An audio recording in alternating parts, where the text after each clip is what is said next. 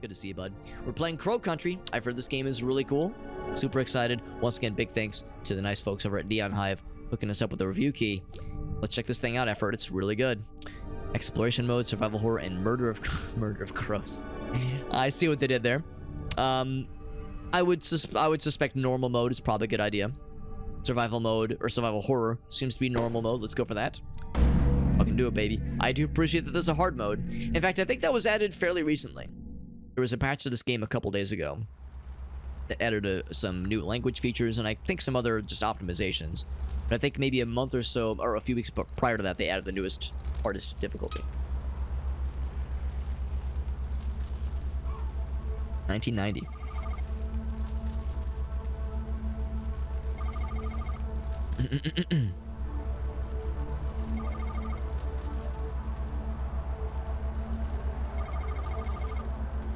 Special agent, you say? Okay. That's my name, don't forget it. Don't mess it up or else.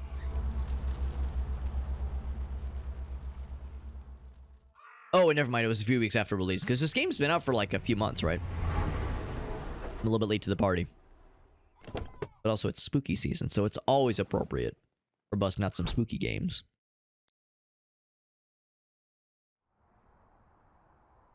Alright, so here we are. Give me one sec. I'm going to do the thing I always do in cases like this, which is to say, fire up the multi-stream. It'll take the briefest and quickliest of moments, though. Yes, I've narrowed it down to an exact science, and I'm such a hardcore gamer, you have no idea that I'm even doing it right now, because I'm so smooth. There we go. That is set. And one downside with the multi-stream stuff is that, and I'm not really sad about this necessarily, because I don't have like much, I don't really give too many shits about the platform, but I've noticed that like last couple times I've tried it, the Facebook multi-stream never seems to work. And it was being weird like a week or so ago, and then it randomly started working again, and now it seems like it's like being weird again. So it's really hit or miss. Yeah, let's see if that'll fix it. Because it'd be cool if it'd be nice, and it's nice trying to cast as live a net as possible. Let's see if that'll make it work. It's being a little bit scrungy earlier. I think I might have sorted it out though. Yeah, May 9th was when the game originally released. Yeah, so it's been a few months by this point. So yeah, I'm a little bit late to the party. Better late than never though, as we say. Alright, cool. Now we're set. So we have gun. We have no ammo for it though. Will it let me shoot? Will not let me shoot.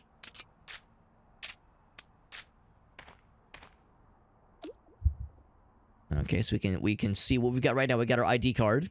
She was very specific about her ID. Got her 9mm, trusty handgun, simple and effective. Curious choice to bring it, to bring a firearm, but not bring any ammo. I mean, maybe she was thinking whatever we're going to, we just want to have like a show of force. We don't actually want to like do stuff necessarily. See if there's any other buttons to speak of. Oh, there's a walk backwards button. Nifty. There's a move fast button. Good. Is there a walk fast, walk backward button? No, there's not appear to be, so good to know. Of course, in case like this, it's like you want to make sure to like explore around a little bit, see if there are like things to investigate. Here we go, my police file. We're looking for a missing person in Atlanta. The lost city of Atlanta!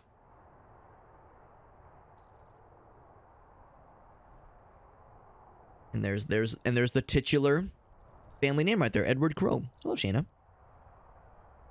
Health condition unknown.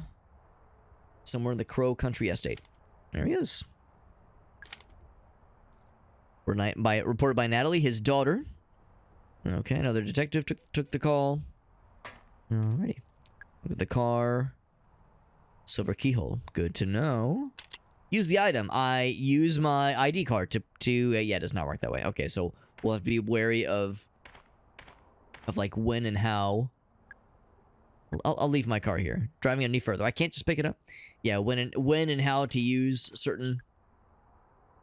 Oh, there's something important here stored here. Yeah. Oh, here's some handgun ammo. Good. Yeah, knowing which items are used for opening certain areas or certain doors, that kind of thing. They won't just open for us. Take the ammo. I have enough. I can't, like, take a billion of it. Maybe the idea is we have enough here, so, like, we could restock if need be. So, reload. There we go. So now I'm actually armed and dangerous.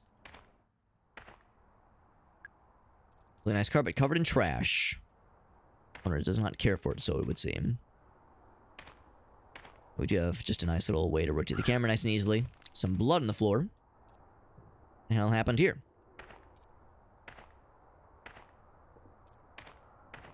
There's a video I just saw on TikTok, or maybe it was Instagram the other day, where somebody was playing it. It was like a spoof of somebody playing an adventure game, and they're like, "Oh, we need to reach this thing on the shelf.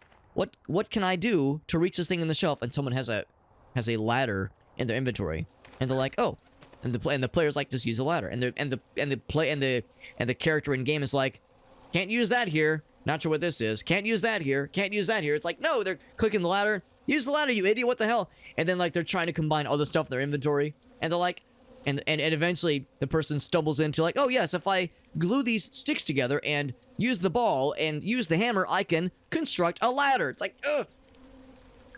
So sometimes it can be a little bit silly. I bet this game's gonna be cool about it, though. Some garbage out here. Nothing else to speak of, though. Let's go. Oh, is it breaking the fence? No breaks in the fence. And of course, the world just drops off. If you cross this barrier, you fall off the world and you're dead forever. It's all chained up. Looks a little rusty. Could I just shoot that shit? A single shot would do it. I shall provide a single shot. And the aiming is it's a little bit slow, but that's okay. It's very specific. You cannot move while aiming. Actually, can you? Pressing other buttons? No, I cannot move. Okay. And of course, I made a nice quiet entrance. No one heard me coming. Can't take out more than one magazine. But you can take more out of the trunk, so you can restock if nothing else. You can resupply, which is nice. I have no intention of buying a ticket, she says. A board of ticket prizes. They've always been pretty cheap in this place. So, the family estate, the Crow family estate, is an amusement park of sorts. Pocket lights. I'll take it. As if I wouldn't take it. Are you kidding me? Can I equip the light? I was thinking, like, if that was a thing we could activate. Maybe it's the kind of thing where it'll be context appropriate.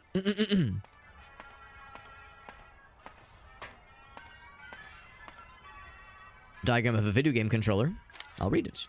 Oh, how meta. Okay, here we go. There's a dedicated button for the flashlight. Thank you, game. You've answered my next question. Also, dedicated button for grenades when the time comes.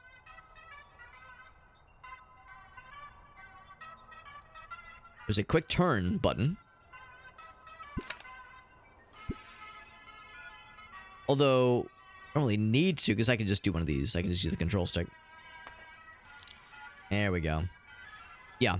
That's what I was thinking. When I saw that, I was like, oh, it looks like the kind of thing that would be, like, attached to your, like, a shoulder. Some kind of shoulder pack thing.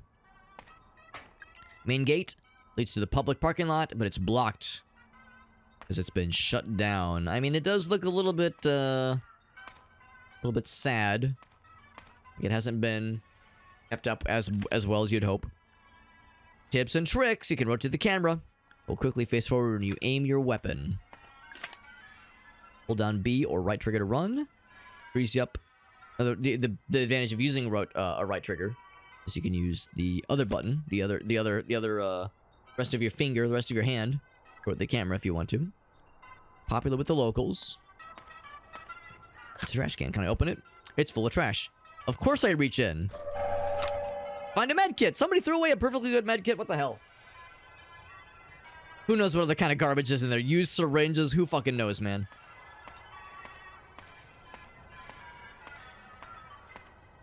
Alright. There it is, Crow Country. What a happy little place. And this is the only entrance? Or the only place to continue? For now it is. I see this this what looks to be like maybe a rail line right here. I wonder if we can take like a little like amusement park train and just fucking crash to the gate maybe to get that way. Trash can meds. That's right. Super sterile. Almost as safe and healthy as wall chickens in Castlevania games.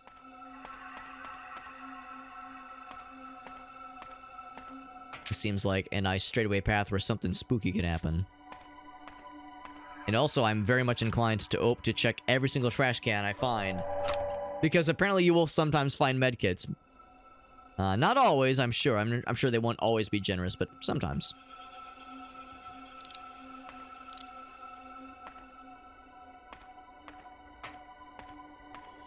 Off to a pretty decent start. I wonder like how many normal human creatures we're gonna see as opposed to like zombies and undead things.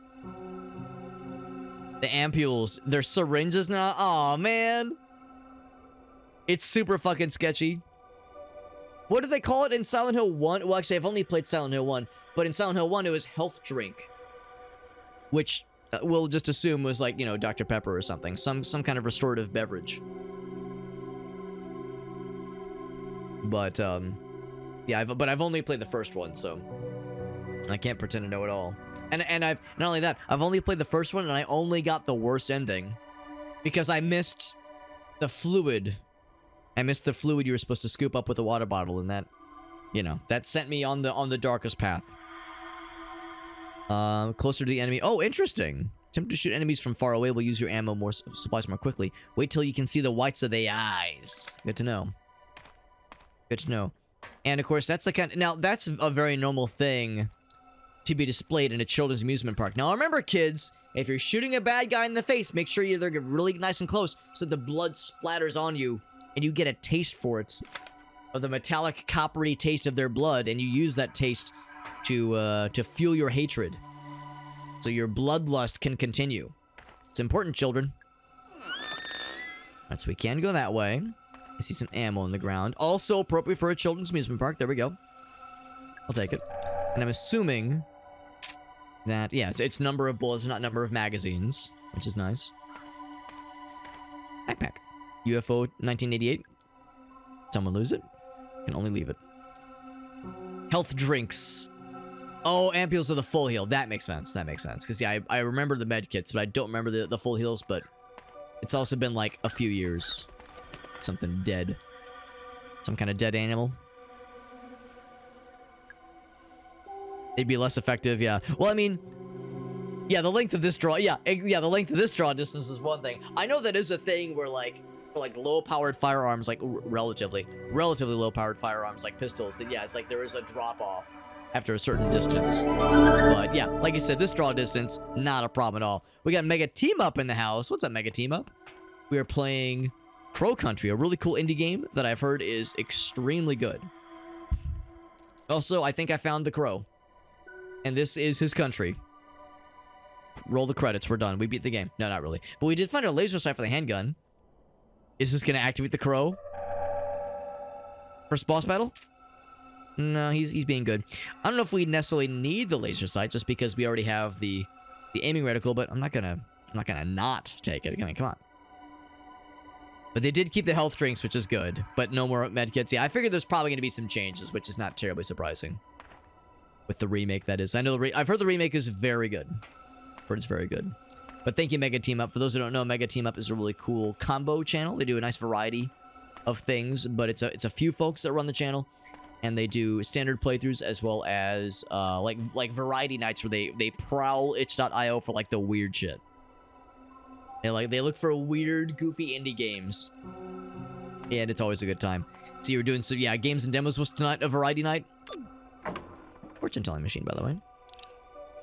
10 credits. Would you like to hear your fortune? Sure. Talk to the tree fairy to enter the fairy pond. And sure enough, it says we have 9 left. Maybe I shouldn't have used that. Maybe that's like maybe it's like a hint. Little panel. Anything I can use? I use my ID card. Does not work. Not terribly surprising. Message in a bottle, or is it just a jar of piss? Maybe I can shoot it? I feel like I shouldn't be really wasting bullets. We'll see if we can, like, use a melee weapon to break it open. Later on, maybe. Like, I should be careful about my ammo use. Shotgun shells. All right, you already know there's gonna be some shotgun shit. By the way, Mega Team Up, if you had any clips to share, you probably remember that whenever somebody raids, they're always welcome to hit us with like your favorite recent clip. If there was like a clip that was recent-ish over the past couple weeks or couple months, maybe you'd like to show off something fun that happened on your channel recently, whether it was something silly or awesome or tragic or spectacular. Whenever somebody raids, it's always a nice opportunity to see what our friends are up to. And that way, for the people that were already here, they get a little free taste of your content. And vice versa, because you're bringing your peeps to me. So, really, really good stuff. It's good to see you, by the way, Floyd. And yeah, I'm liking the game so far. We're as you can tell, we're in the very, very intro areas.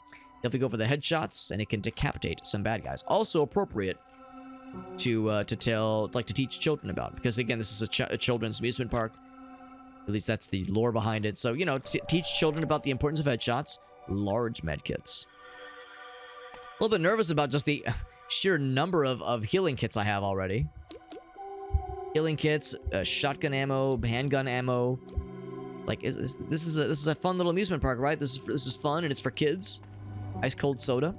No change on me. I kick it. Wait for it. Bottle of antidote. Is this health drink? It's antidote.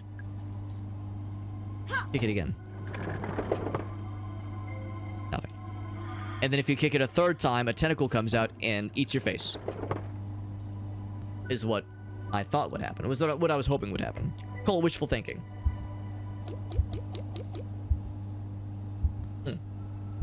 So maybe there's like status effects. Remake is really good. I've heard very good things.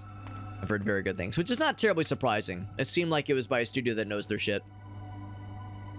So yeah, the original Silent Hill 2 for sure. Yeah, I really ought to play the original. I mean, I'm glad I played Silent Hill 1. The problem, of course, and you already know where I'm going with this, Michael, is like good luck playing Silent Hill 2, the original, on any platform. Because I mean, there was the Xbox, I guess, 360 attempted remake of 2 and 3, which I heard was not very good. You really wanted to play the original on, I guess, PS2. But, of course, the source code for that game was famously lost, so you just cannot port that game ever. The only way to play it is through illicit means or by scrounging a used copy together. So, yeah, I will have to take on some kind of route to play that game eventually, but it's definitely on my list. Because I really ought to experience it. Explode the red barrels, which we've seen around. There's also blue electrical generators. Oh, so if you shoot those, or explode them maybe. Because I've noticed them. Staff memo. I dropped the bronze key into the fairy pond. That's where we're going. If only we'd made a spare. No entry. It's a door. No entry. Silver keyhole. Something wrong with the ventilator in the fairy pond. Something crawled in the pipe and died. Don't run it, and if you do, hold your breath, please. Yeah, the HD collection. Yeah, I mean, I guess it's nice that there was an attempt, but yeah, it was apparently fairly half-baked, which is a shame. Yeah, very child-friendly amusement park. Yeah. Whoa. Oh man, they got my ass. Classic. Watching out for the bear traps. Also child-friendly. So the bear traps are something to be aware of. So we gotta watch where we step. Also, like a decent number of just stuff kind of strewn about, you know, various health packs and medikits and obviously trash cans with untold wonders inside of them. Ammo bundles. It's a big crow. I'm looking for your boss. Do you know where he is? And as I turn my back, he springs to life. The amount of explodable barrels around here makes me think that there might be some kind of boss battle here. It's a fairly, like, open area. So I could see some shit going down. Yeah, I've heard about it. There was a PC port that some sources indicate that, you know, you might be able to, like, go that route. If possible, but yeah, of course, that requires getting some stuff set up. Just because, you know, getting it to run on modern hardware might be a little bit tricky. So these things are they will take some effort to put together. But it's certainly possible. It's a game I really ought to play at some point. Just call yourself a fan of horror games, like if you haven't played Silent Hill 2. It's one of those where it's like everybody that is into this series really should, or this genre really should try it. It might be more random. Interesting. So if we get desperate, we could at least come back. If nothing else, we could, like, as we use resources, if we're getting low on ammo, if we're getting low on health items, we could try them again. Whereas with the trash cans, they say, like, we've already looted it, nothing else can come from that. The fact that the vending machines, there's still a chance, is good to know. So thank you for that, Moonspine. Can get handgun ammo from the trunk of your car. Right. Odd that they knew about the trunk of my car. Odd that they knew about that in this, again, to emphasize children's amusement park. And, of course, bullets in the sink. The sink is on right now. Whilst it's running, I turn it off. Gotta save the water bill. That's right. Saves the day once again. Again, they can bill me the excess of their water bill I just saved them on. Also, shoutouts to... So this game takes place in 1990. Shoutouts to this game, or I guess Crow Country, whatever this takes place in. Being very forward-thinking and having gender-neutral bathrooms. Kind of based, if you ask me. Kind of sick. That's pretty cool. No one's cleaned the urinals in a while. So yeah, gender-neutral bathrooms in 1990. I mean, I've never even heard of the concept until I was well into my college years. Hands are already dry. I push the button. Look at that nice spot of mold on the floor there. So, I guess, like, something not dry managed to get under here, and it just kind of festered. And I flushed the toilet. Okay. You can tell a lot about a game based on its, like, toilet interaction options. Also, is that a rib cage? Blocked by a pile of old bones. I show my ID card to the bones to tell them how serious we are and that we are a person of authority. They do not take my authority seriously. And then the magazine. Strange sighting at abandoned theme park. This is the weirdest porno mag I've ever seen in my life. Actually, no, it's not. I can still fap to this. I'm just kidding. Paranormal photographer. Sent in a Polaroid. Is it real? The abandoned amusement park. Let's try a little harder next time, Arthur. Wonder what the paranormal thing he alleged to take a photo of. Oh, there it is. You know what? No, I retract my earlier statement. We can work with this. We can fap with this. And then you already know there's something behind here. Oh, but something's blocking it. Occupado. And of course, they've cleverly ensured that we can't get a good look at it, but we know there's something there, and it's schmoovin'. I think as we go to leave, it's gonna pop out. Wait. Is this the men's bathroom? It's gender neutral. What a concept. Again, in 1990. Seriously. Kinda nice. Kinda nice to see it. Lights flickering. Oh, never mind. I thought they were emerging from the ground. I wasn't paying attention. It's the same thing as earlier. Bronze keyhole. Okay. This is the gift shop. Also locked, or at least closed from the other side. I'm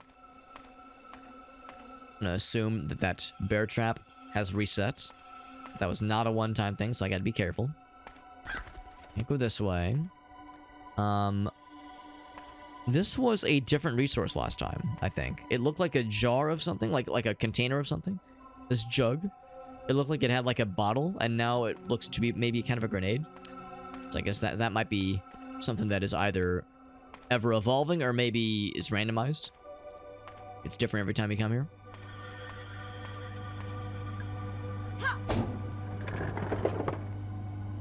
Nothing. Bronze keyhole. It's like there's a... Oh, and sure enough, the bear trap is not there anymore. Silver keyhole, no entry. Right, okay. So everything requires keyholes so far. Let's just go ahead and schmoove over this way. They change every time you enter a room. Good to know. And this is Fairytale Town. We've heard all about this area. The fairy pond is where we're going.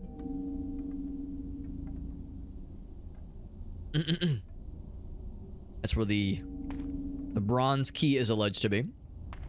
These mushrooms appear to actually be swaying and like moving. They're alive. What you got for me, trash can? A grenade! Our very first one. So now we actually, that actually shows up in the menu. The UI, that is. The barrel. And same kind of thing. I'm gonna assume that the barrels can be destroyed, but I don't want to waste the resources doing so right now. Maybe if we got a melee weapon. And 2106 or 901Z. It's probably 2106. Let's write that down.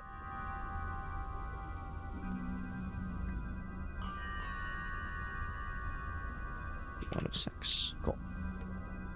And by write it down, I mean type it. Type it down. Take the med kit. Yes, please. Boom, boom.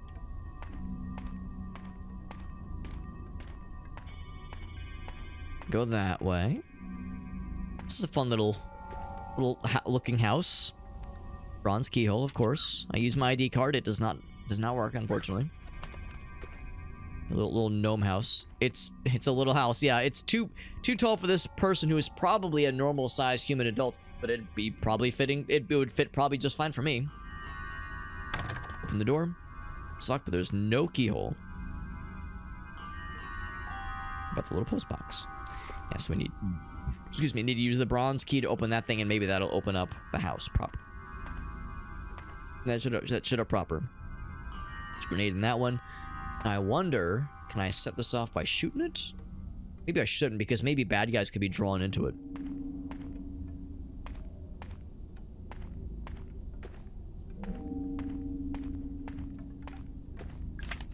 If you get poison, use an antidote as soon as you can. Large medkits will also do it, but use them sparingly. So keep an eye out for those antidotes.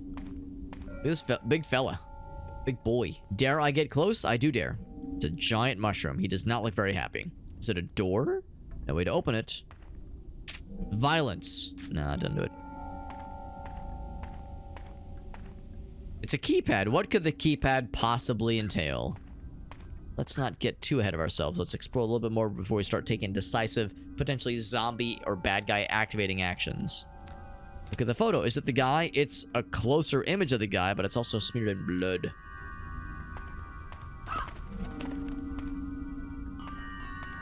Some more ammo. There's a dude.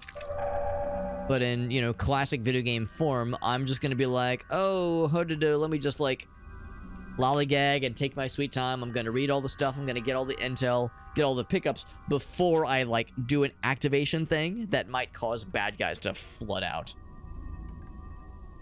Like, oh, sorry, dead or dying person. I got other priorities.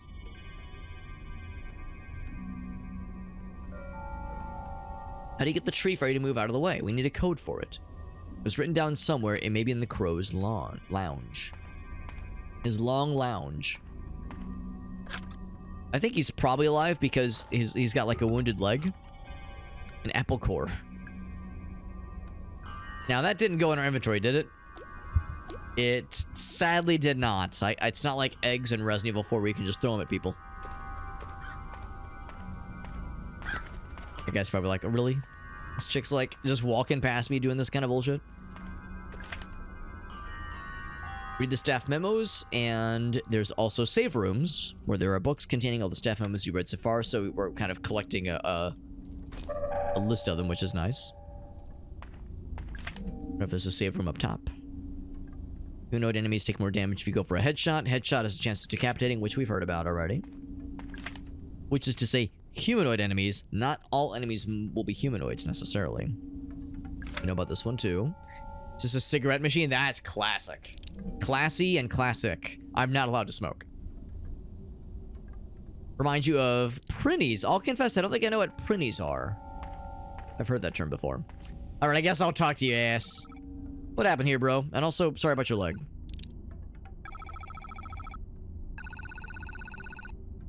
I just wanted proof. Did you get your proof? We found the Polaroid. Arthur Mole, we heard about you in the magazine from earlier. You need a clear photo of something. Photo of what?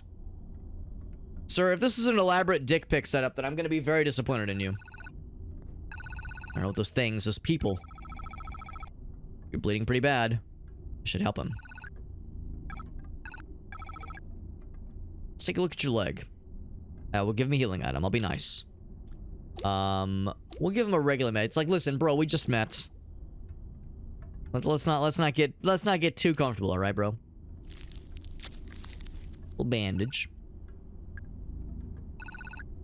Still feel kind of bad. Let's move him. What if he's also poisoned? The penguin guys from Disgaea? Oh, gotcha. Okay. Yeah. I think I know what you're referring to. I think I've seen them.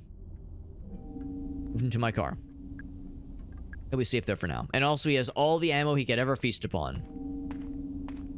All the ammo he would ever need as sustenance. 2106. Written in blood. Is it code for something? Nah. There's no way that's significant, is it? That's still a grenade. And there's a code thingy right here. Should I keep exploring before I commit to significant actions happening? There's a door here to the theater, which is probably... Actually, it says open, so that might work. Tree Lady says this. Alright, I'll make a note for this as well. Tree Lady is 3184. Okay. Making notes of all these things.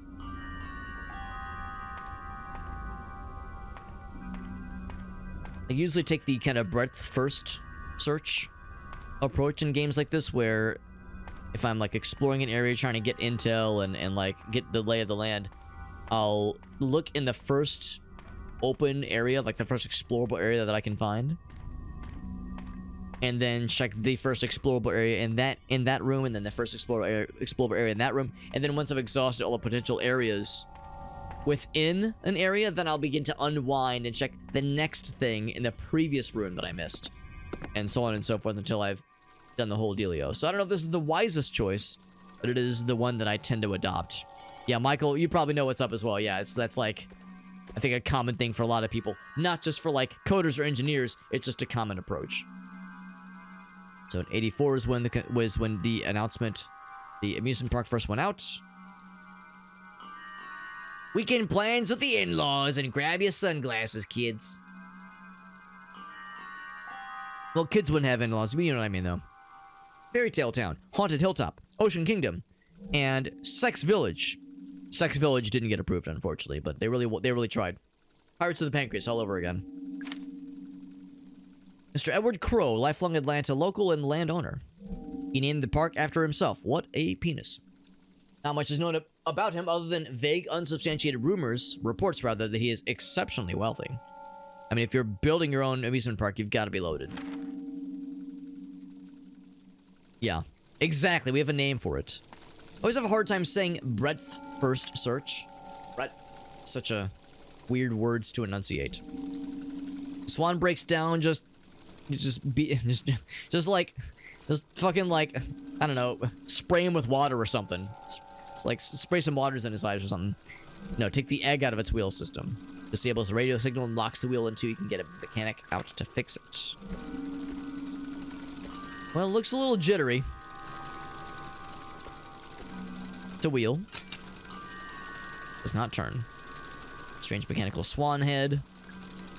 I need to put something in its mouth. My ID card does not work. Maybe an egg. Pretty sure it's broken. Are you sure? Are you sure it's broken? It's been broken.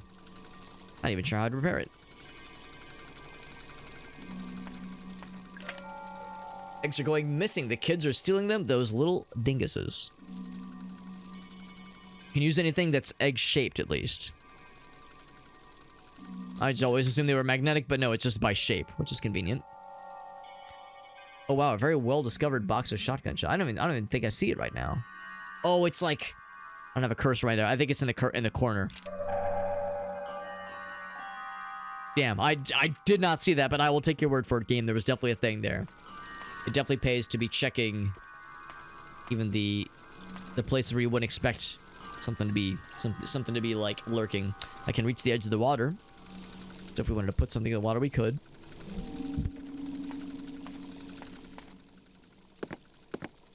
So do that then. I wonder if we'll eventually get a map and kind of keep track of these things. We got Oni in the house, by the way. Oni, I was lurking in Jet's stream last night while him and Gratz were doing some Majora's Mask randomizer, and I saw you pop in. You were like, you were heading somewhere in your Japan adventure, but you said you had no audio. So glad to have you here. But if you're audioless right now, then you can't hear me, and you will never hear me say that I think you're nice and you're a cool person. Don't anybody tell Oni that I said something nice about him, though, because if he learns that about me, I gotta, I have to make sure that I have to keep him sharp, right? If he like thinks I said something nice about him, then it's gonna like get to his head. It's like, no, we gotta keep him sharp, keep him fresh at all times. So it's closed. Say something nice about someone, they go soft on you. You need them. I need Oni rock hard, full mast, ready for service at a moment's notice. Oni says, "How dare, Alex? I heard every word." You're lucky I'm in a good mood today, Alex, or else you're gonna get it. So Oni is in the midst of a Japan adventure right now, which is super cool. I've been trying to keep up with the thread he has in Alina's Discord server. And no, I've really enjoyed the stuff you've shared so far. Oh, a friend. All right.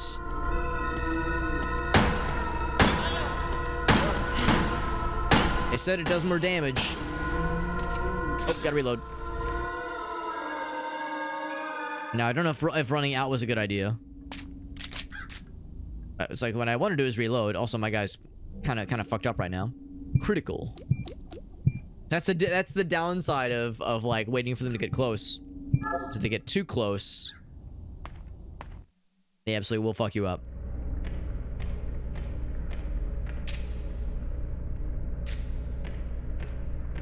You gone? I see he's still there.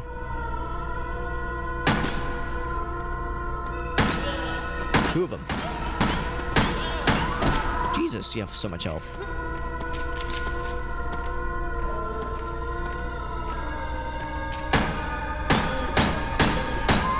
There we go. And like finish him off, it's dead. I was looking to see if there was like a Silent Hill-esque like a fucking finisher move. Smells like an infested wound. I feel a little bit bad killing it, but it was better than leaving it alive. How about the big guy? Oh, I think they like despawn maybe. Yeah, into a pile of blood. Oni says, I'm always hard. I'm always ready to go. Without a moment's hesitation. Had a once in a lifetime night. I'd love to hear about it if you're comfortable sharing. See, I know in the Discord server you of course have some cool stuff shared. I don't think that. I wonder if this is a full heal. It probably isn't. I'll wait until I need a full heal. Like if I'm in critical, then we'll use the first aid kit and see what happens. And our first combat, of course. It's a shame that I'm guessing it reset its health when I left the room, but it's like, well, I need distance. I guess I could have run past him, but I thought I saw that there was a second enemy, so I was unsure of what that was going to entail. Also, this is one of those games where there's probably limited resources, so there's inevitably going to be times when I have to evade combat.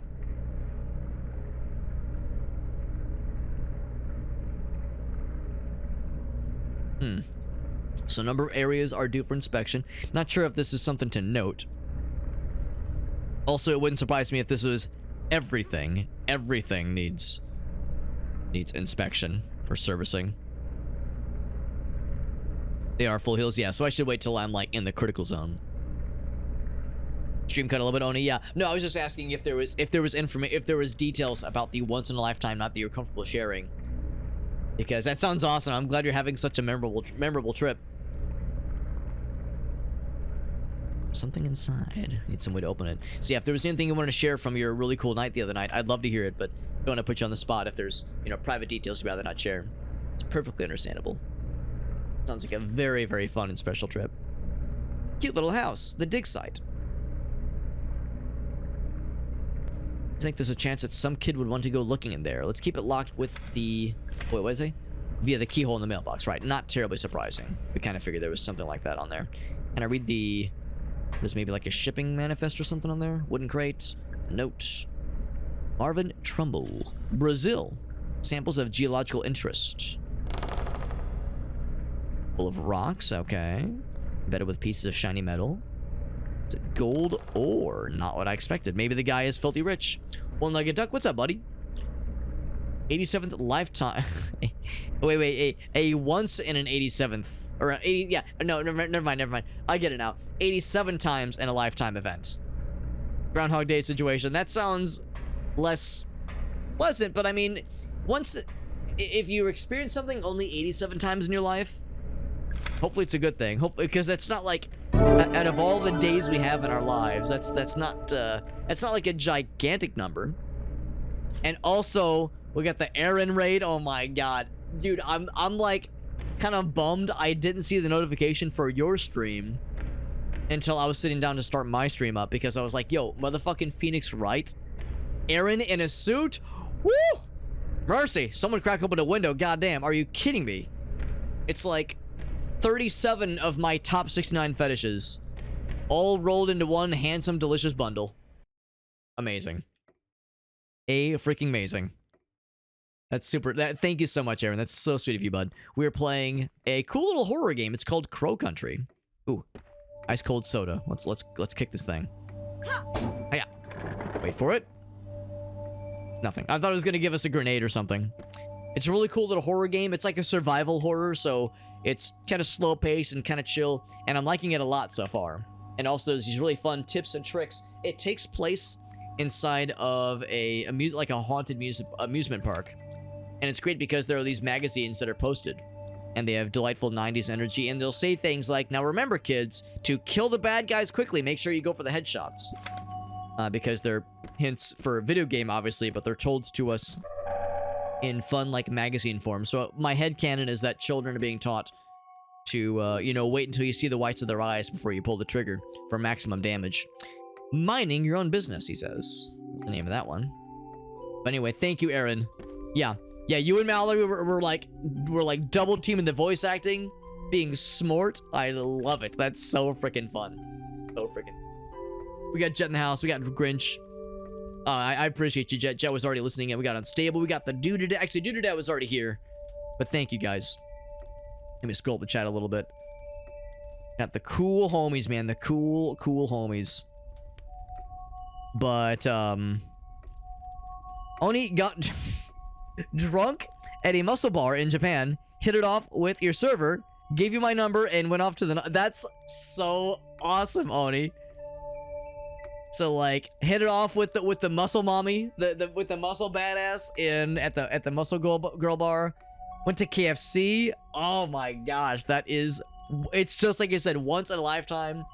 I'm so excited. Now, when Grace and I go to Japan next year, in many ways, I will have no interest in trying to hit on any muscle mommies. For one thing, I think I lack the physique to bring much to the table to the muscle mommies. Also, I'm married.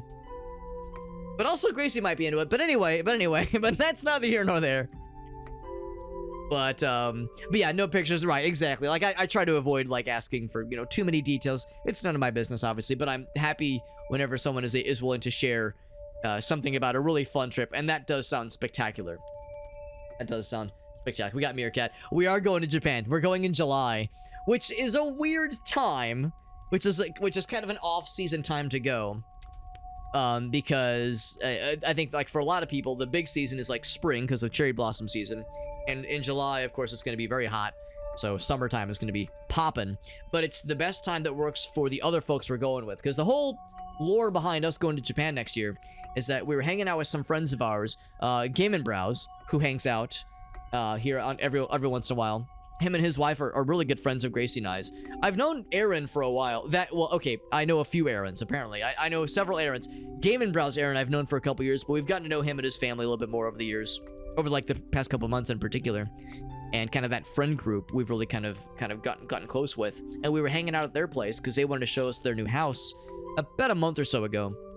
And at one point when we were talking about a couple of things that we had done recently, there was something that I saw that I pointed out, and Aaron was like, oh yeah, that's something that we had originally bought with the anticipation of taking a trip to Japan, but we kind of stalled on that because, for one thing, flights are expensive, staying there is expensive, and the logistics are tricky. It'd be hard to do with just the two of us. What we really need is another couple to go with. And Grace and I looked at each other, and we were like, this is something we've always wanted to do, so, like, we are down to commit to it. So we're actively making stuff happen. We're looking at flights. We've already booked an Airbnb. We are, like, we're making moves, man. The gears are turning, so it's very exciting. And the reason July in particular is because Helen, Aaron's wife, is a teacher, and July, of course, is summer break. So, like, that's the time frame that kind of works best for them. We're going to be there for 3 weeks. 3 weeks, so it's going to be an awesome trip. I've never taken a trip that long. I think the longest trip I've ever taken was the one where I got married, where Grace and I were in Hawaii for 10 days. Usually I've always been down for like a week, usually.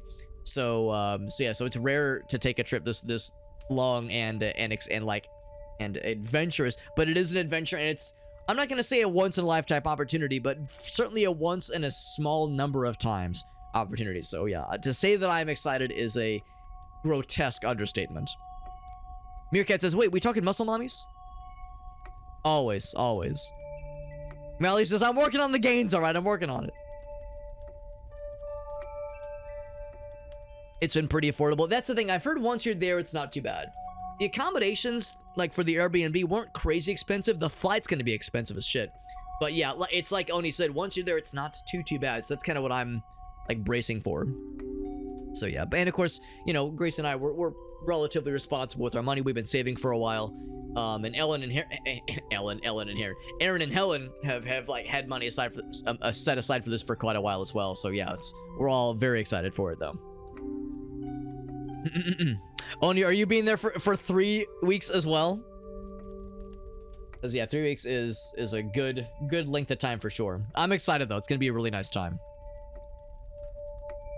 Like $7 for yeah, that's nothing. That's nothing. Let's all meet up there at the same time. That's the thing, because Jet lived there for like 6 months, didn't you? Also, Duder Dad had something. Oh my god, that's a good one. All right.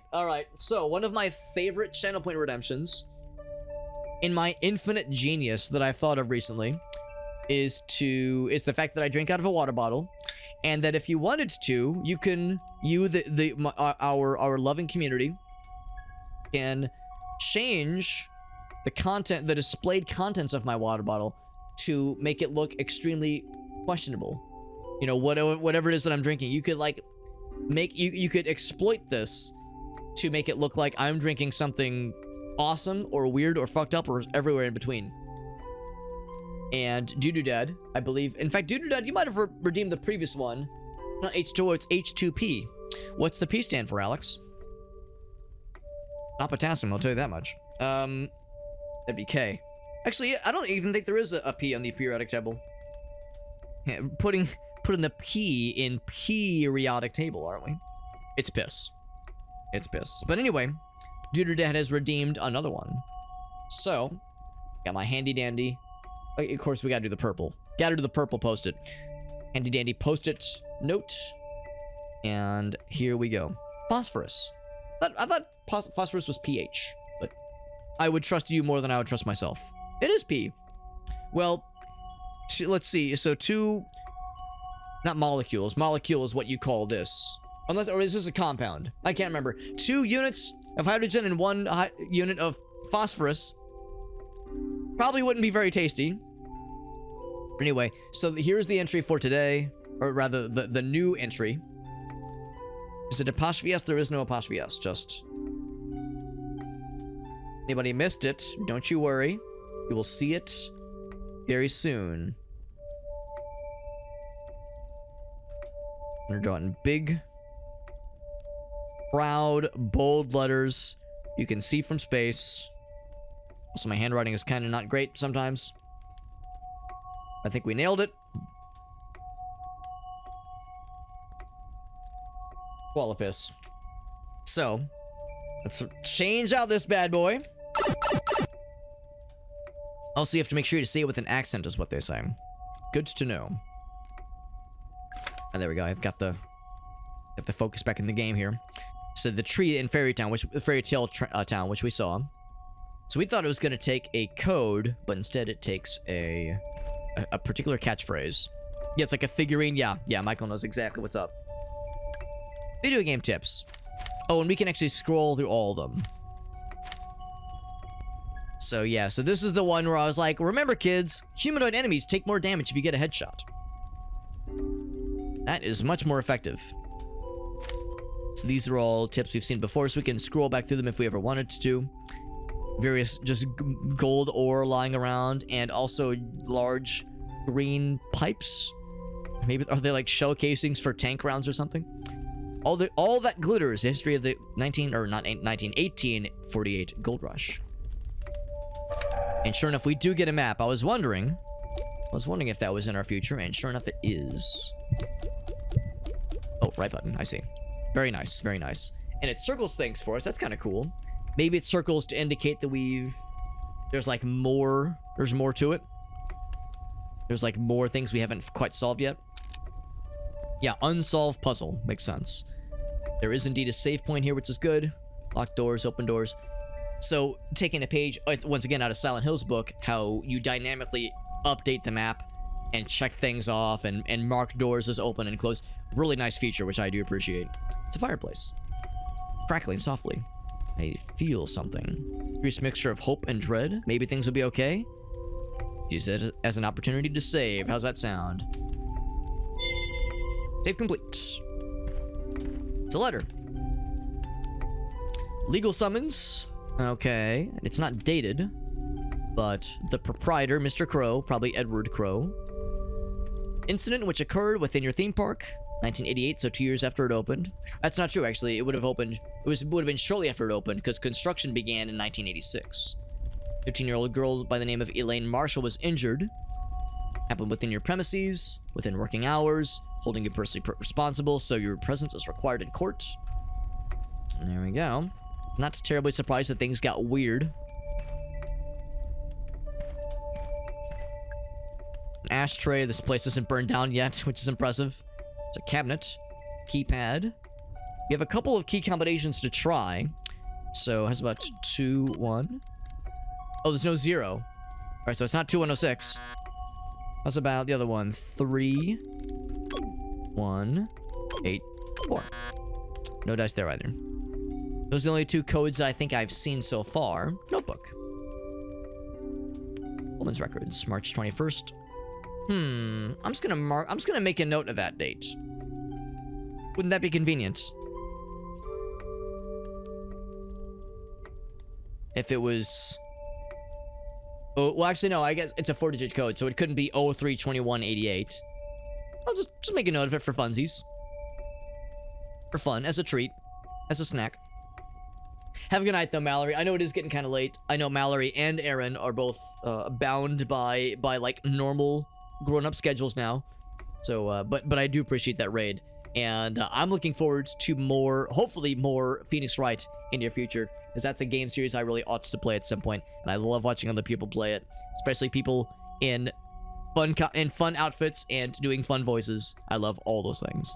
I appreciate you guys a whole lot. We're going to be streaming this game for probably another, I would guess, an hour and a half, maybe 2 hours. I don't think we'll be able to beat it tonight, just because I've heard it's not a super long game, but this will definitely be at least a 2-parter for sure. But definitely want to like make sure we get some good time with this game this evening, just because. Well, for one thing, I'm drinking a mildly caffeinated beverage, so that'll be enough to keep me going for a bit. This boss goes into your car radio. Something must have gone wrong then. Intruder alarm going off. Somebody is down there. Check the security cameras. There is someone down there. Standing by the pool. Security doors down to the pool are locked. Check the security records. Doors were untouched since 6 p.m. on Friday. Alarm has only just been triggered. No communication with the intercom, but there's a sound the person is making. Something is wrong. His clothes don't fit him. Something is very wrong, he says. Curious. Anything cool? Nothing. Can't open this one. I think that's pretty much... Oh, but there's an antidote sitting right here. When we inevitably will get poisoned by things, I'm sure it's only a matter of time. I feel like we've kind of sported all that we can for now. Ringbound book. Staff memos, right. These are the staff memos we've already seen. Actually, I'm gonna see if there's like any 4-digit codes that jump out at me that could potentially be used on this this cabinet to the right of us. Code for the keypad, which we know about, which we've heard about rather. That's for the keypad we saw on the wall a few rooms back. Yeah, so it seems like codes are not usually in here at least. Long rooms are due for inspection. I keep coming back to this one as thinking like this might be something we'll eventually have to be aware of. Something we'll have to reference, but I don't think we have to reference it just yet.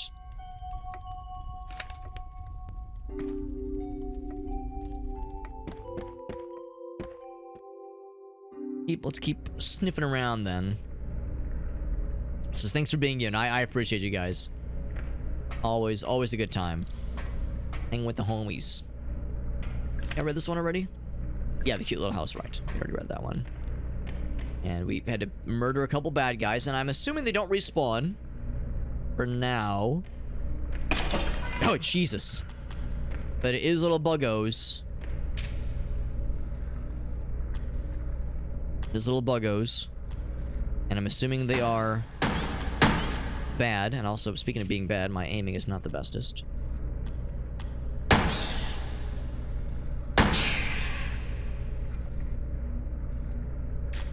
I was gonna say, that wasn't a 2-for-1, was it? There we go. Not exactly the best aiming in the West, but comes the breaks. Whoops. I'm gonna see if I can just run past. And with the jukes. Too dark to see. Some awful smell from inside there. And I don't think they follow us through instanced areas like that. There are big meaty boys. Some more bad guys about. So same kind of thing. I'm gonna try to hit him with the jukes. Oh my. So all kinds of untold horrors lurking about right now.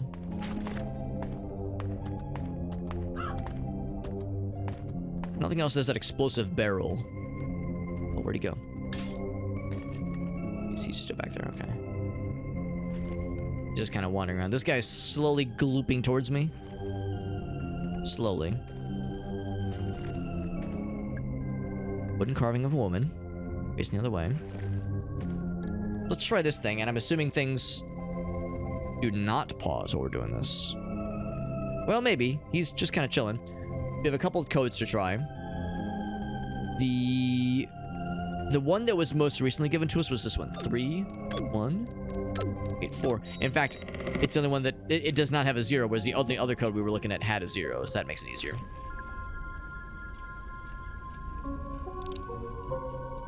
So it looks like things do kind of pause whenever we're interacting like this, which is nice. But it doesn't freeze in place necessarily. So we wrote this down. So, oh great fairy.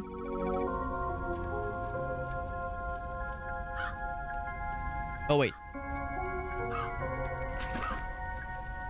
Oh, we have to like form like the whole thing entirely. I see. So it was hear me. Oh great fairy of fairest forest. Bam.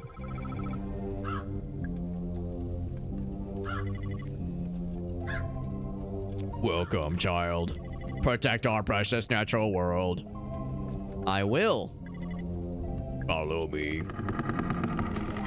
Cool, thanks, lady. I climb on through.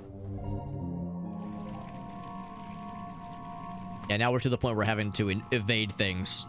Because there's a lot of shit out here and only so much ammo and resources. And inevitably we'll need to be saving things for boss battles, which I'm sure will happen eventually.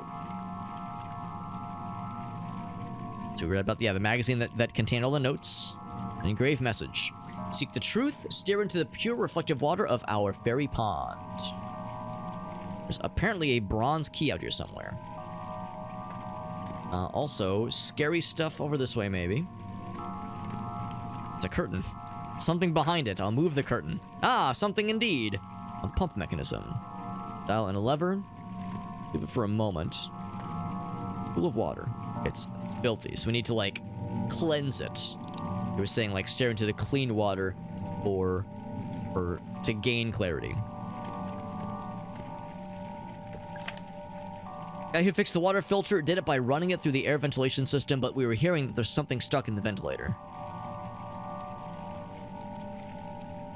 So, yeah, so we don't want to do that right now. Tighten up the pressure using the valve handle. So here's the valve handle. Valve, I like their games. Control box. Do not touch the override. There's a button. Let's leave it for now. The antidote. So let's see what's the proper level we need to have it get to. It's right in the middle.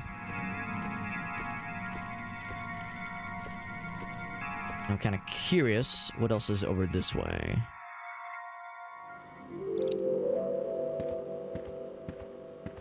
Okay, nice and spooky. Check the trash can, and we get handgun ammo. Nice. Kind of a sudden shift in tone, isn't it? Compared to the previous areas. It's more like clerical. Clinical even. Ocean Kingdom Restaurant Trident. That thing is expensive. We can't do the Happy Birthday Sea Monster song without it. Thought they saw it in the Witchwood. This gives me the creeps, honestly. Seems like some kind of paneling on the wall here. Fire extinguisher. I'm guessing you can maybe like shoot it when there's bad guys nearby to explode, maybe. I open the panel. Model of a crow with robot parts. Last time I went to the theater with Ophelia, we saw an action movie about a cybernetic man from the future. She loved it. She wouldn't stop talking about it. Got to work designing the cyber crow. I thought she'd like it. Proposed to Edward as a new themed area of the park. But I shelved the project after Ophelia was lost. Look closer. Eyes made from a laser sight. Ooh, something. Oh, because we'll get other cool guns, maybe, in the future. Shotgun shells. Shell, yeah. The metal bear traps. Yeah. One of them got me earlier. You can shoot him with the handgun if nothing else. Okay. So let's see if we can like attempt this little piece here. Hopefully Hopefully when I fuck this up, it won't like explode and kill me instantly. It's nice and like what's the word? Yeah, off-putting, unsettling. I'm enjoying it. Yeah, very Silent Hill, very appropriate. I feel like I should be listening for the jangle of a radio anytime that there's a zombie nearby. So let's not pull the lever just yet. We need to raise the pressure up. I wonder if I, like, can diddle the valve. Diddle it more. Diddle it more. Diddle it more. One more diddle. Two more diddles. There we go. Now we're good. Oh, but it slowly goes down. So I need to raise that shit up a little bit more. There we go. Pull the lever, Kronk. Did I do it? Am I a gamer? The water is pristine.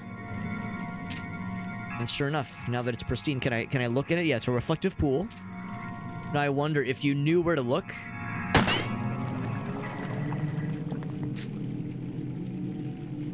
The fairy from the tree. If you knew where to look, would you be able to, like, skip that whole sequence and just shoot into that perfect little spot? While, before draining the water, I would have been impressed. The bronze key. Thank you very much. And just so we're clear, shooting this target then won't do anything else. Yeah, didn't think so. Didn't have time to reload anyway. Am I correct in assuming that if I reload a non-empty clip, the bullets are wasted? Like if I were to reload right now, or if I were to shoot once and then reload, the full magazine would get dispersed? Where it's like we're very much incentivized to be very, very considerate of our ammo use. Also, those rocks from a distance look like eggs. I'm pretty sure they're not. I'm pretty sure they are not. I'm like, oh god. I see that and I think to myself like, oh shit. It's Alien all over again. Okay, that's good. You can reload whenever. That makes me feel better because I was nervous. Back into Monster Town, and once again, survival horror game. We're very much encouraged to do not a ton of combat if we can help it, and do more, you know, ducking and dodging, and dipping and dicking and penising. We're gonna explore around a little bit. Oh, what is this that I've stumbled into? This is something new. I'm gonna explore around and see what are some things that we can unlock with our cool new bronze key. Summer of 1990, the cosmic future, the distant future, the year 1990.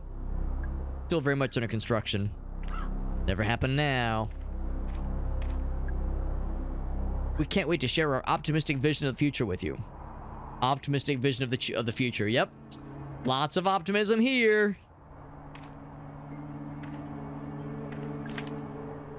Looking for the machine chain, one of the swan boat people took it to fix a broken swan.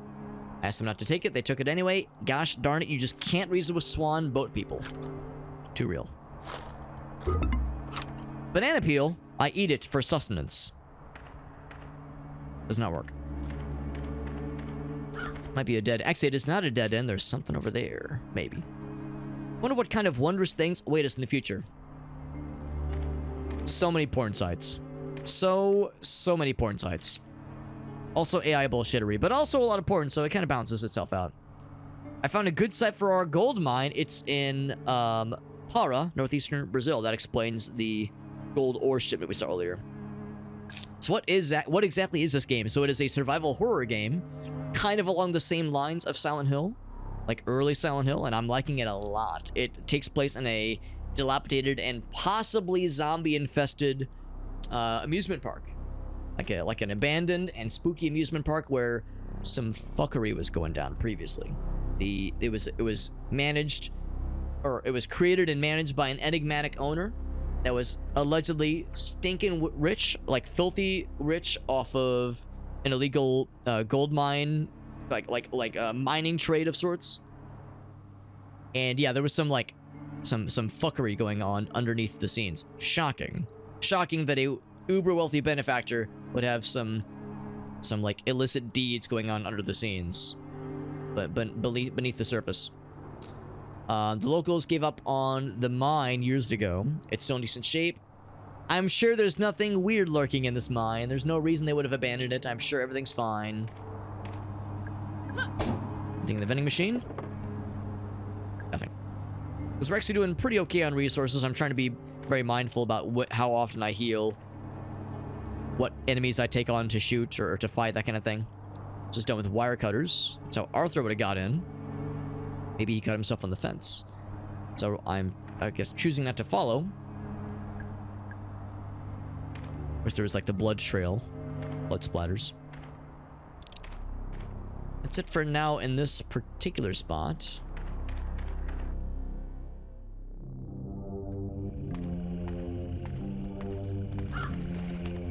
Like checking side areas whenever I can. This is the save zone, I think. That I'm standing in front of. That was the swan boats we just came from.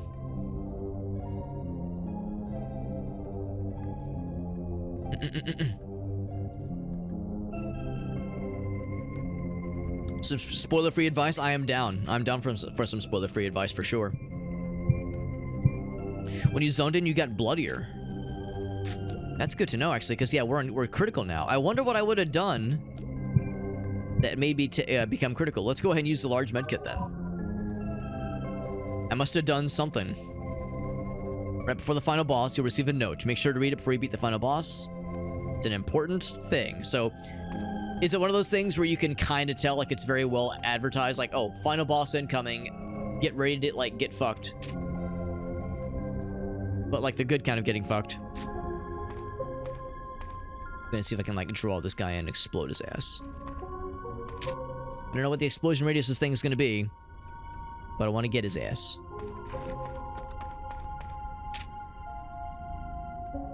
Yeah, get nice and close. Snuggle up nice and close. There we go. And I'm gonna assume that they don't respawn. The little fellas I'm not quite as worried about. In fact, I think there's one. Yeah, there's one right there. But no, thank you for that, Michael. That is very helpful. I usually try to be observant about those kinds of things anyway. I usually try to, but having a little extra nudge to say there's going to be a thing before the final boss, it should be fairly well telegraphed. And I just got to get good, and I got to be, like, extra aware of such things. Oh, maybe I should have used it on the big guy. There's apparently still something else in this zone. Oh, well, I mean, we already... Oh, I guess the idea is... There is still stuff in this zone, but,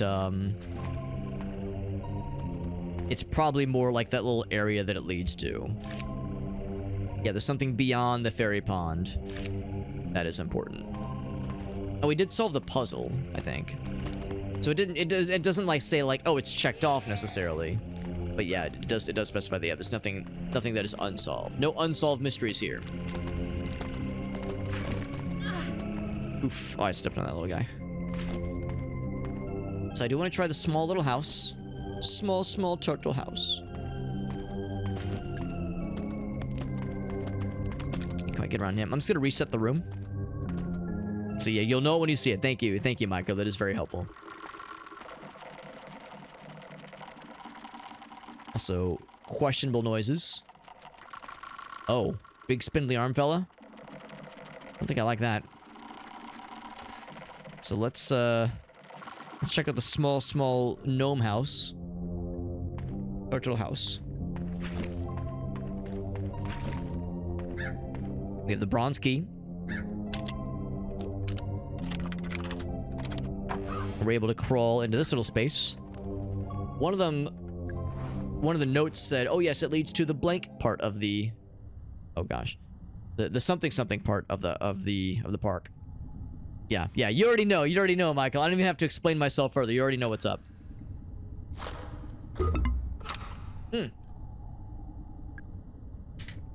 Usually, like, once a week at least, I will catch myself saying, "Have confidence," followed by, "No confidence." Smells like gasoline, but it's almost empty. Can I add it? I've got nothing. So some kind of generator to power a chain cutting laser, I suppose. Can't find the crank handles because I borrowed it. Hide that big egg-shaped ruby inside the haunted manor. Locked the crank handle in a safe in the southeast utility corridor. Well, thank you for saying all this, I guess, but an odd multi-step process, this one. Yeah, it's a regular occurrence for sure. Bucket full of rocks, I leave it. Crank mechanism, or crane mechanism. There's a wheel. Sure, turn the wheel. What's the worst that could happen? It's incomplete. Bronze key. I show up my ID. Do you know who I am? Does not work. I thought I would try. It's a bucket. Something inside. Shotgun laser. We have so many lasers. Now, of course, we already have a laser for our gun, for our handgun. We have, I guess, one for a future magnum and one for a shotgun. Now, an aiming reticle for a shotgun in a game like this is probably not as big of a deal because it's going to be a spread shot, obviously. And precision with a shotgun is more of an afterthought. Water in the fire. Why? Not understand. Large enemies have more health. Consider, yeah, which fights to take and also what to use when fighting. Large metal tank. What's inside? Wonder what's inside. To the tune of wonder who it's from. Hole in the ground. I can hear something. Something or someone. Oh, it's like it's getting yanked. Someone's yanking a chain in there.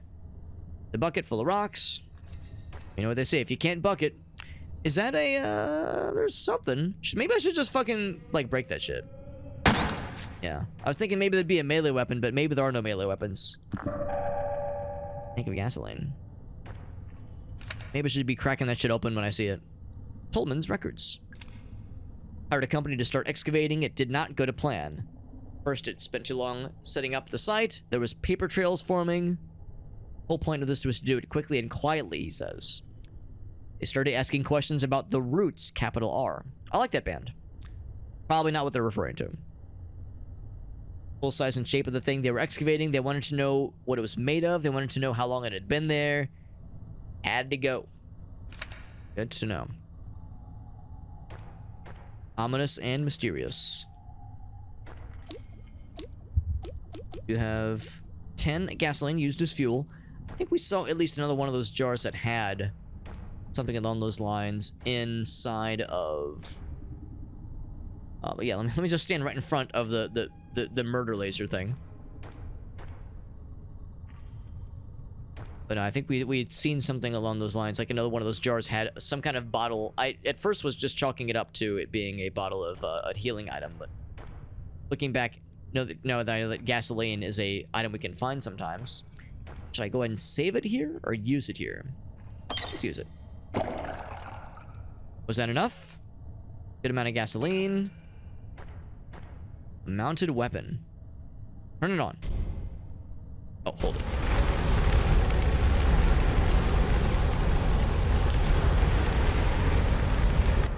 It is not melting the chain like I would hoped it would.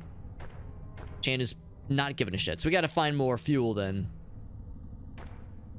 What about P-fuel? We were talking about P-fuel earlier. No dice. We're probably gonna have to use the crank, raise something up, and then whatever is held at this chain needs to be fucking murdered with it. Now the problem is we used quite a bit of juice in this thing. Still a good amount of gasoline inside though, so we'll keep this in the back of our mind for future reference. We know there's something on the end of that chain. Some kind of monster, something evil and or murderous we must deal with. Yeah, maybe I should just break these whenever I see them, because at first I was thinking, oh, let's wait till we have a melee weapon, but maybe there are no melee weapons. Maybe we just gotta get good. So we don't really have anything to deal with this just yet, I don't think. We need some kind of egg to put on this guy. Nothing we can really put in the water, I don't think. So I think this is a no-go for now. Let's go back to the previous room where there's definitely some fuckery going on. There's also several things that we know take the bronze key that we've not yet interacted with which we've yet to interact. Which means we have to deal with the spindly arm fella. We saw a spindly arm man from a distance. I'm not super enthused to deal with his ass, but might be an inevitability. Or gasoline. Someone takes some kind of insert. Not the bronze key though, that's for sure.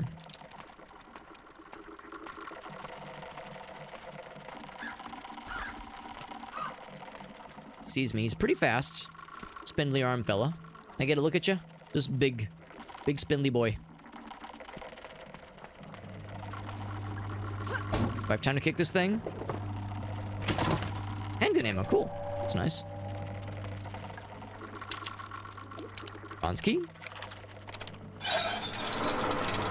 Takes its sweet time opening. Kite this fella. Slender naked man.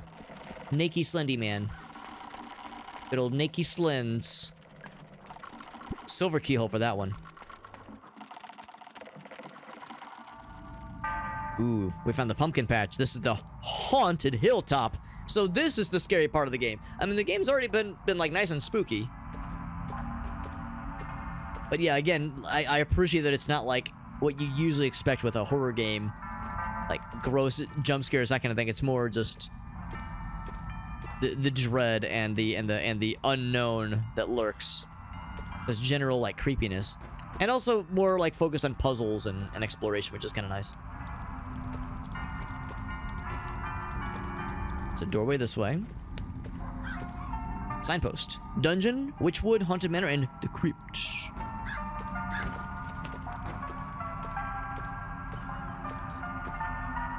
I wonder if these can be destroyed. I do wonder, but I'm not gonna waste the resources to find out just yet. The map. I'll take the map. So this is a whole new area. Whole ass new area. It's probably a nice and inviting place. I mean, I'm sure this whole little part of the facility is full of happy things. A haunted hilltop, yeah. So it gets its own little map. The crow's office. There's... I heard the noise and I got nervous. I didn't know this. Tent is made of sticks. Entrance is blocked. Oh, the Siggy machine. Oh, is that a human person? Like a human person that is human and not a zombino? Knocking angrily at the door. Be careful around the Haunted Manor bookcases. Read the books carefully. The titles carefully, rather. Just don't touch them at all, please. A grenade. Who throws away a perfectly good and usable and violently active grenade? Something missing. Bronze key. No. Alright, lady, what's your story? It wouldn't be a Silent Hill game without some, like, I don't know, random-ass employee with a briefcase that speaks, like, incomprehensible or otherwise just nondescript gibberish at you. Trying to get through this door. Is it locked? Of course it's locked. Who the fuck are you? Whomst? Whomst the fuck? Yeah, the first time you meet what's-his-name in Silent Hill 1. You meet the person, you're like, hey, what's going on here? And the guy's like, I have to go, bye. I can't remember the guy's name, but it's a guy with, like, basically is the only, like, normal dude you ever see in the entire game. And when you meet him, he's like, oh, I gotta go. Yeah, Dr. Kaufman, yeah. Yeah. My favorite thing about Silent Hill 1 is... Well, there's a lot of things I like about it, but one of my favorite things about the dialogue and the protagonist is the protagonist witnesses the most incomprehensible Lovecraftian horrors that warp the mind and break the psyche into a billion pieces. And when he sees those things, he goes, what's going on here? There's some strange things happening here. The first time you see, like, the upside-down, crucified, beheaded zombie thing in, like, the main part of town, and the protagonist is like, this is a strange place. It's like, man, you're handling this a lot better than I would. Your ability to compartmentalize is both, like, impressive and also alarming. I'll go have a look. So, can we talk about who this Julie person is? You both seem to know each other. They're speaking with such frank familiarity. Are we like a kid? The idea, I think, is that we are a... Actually, this takes place in 1990, so we are... Holy shit, we're 35... No, 25 years old. Yeah, we're 25 years old. So we're young adults, but all the characters have kind of a wooden doll aesthetic, so it's a little bit hard to tell. It's a smiling face. Couldn't move him though. It's fine where he is. Dr. Michael Kaufman. So saith Michael Q. Moonspine, which is his full name, by the way. Sorry to dox you like that, but it's the truth. Looks like my full name is Alex Q. Super Hobbit. Can be broken with a single handgun bullet. You can see what's inside before you choose to break it, but when you do break it, the contents no longer randomize, of course. Way to dox me, Alex. Jeez Louise, Alex Q. Super Hobbit. Jeez Louise, Alex.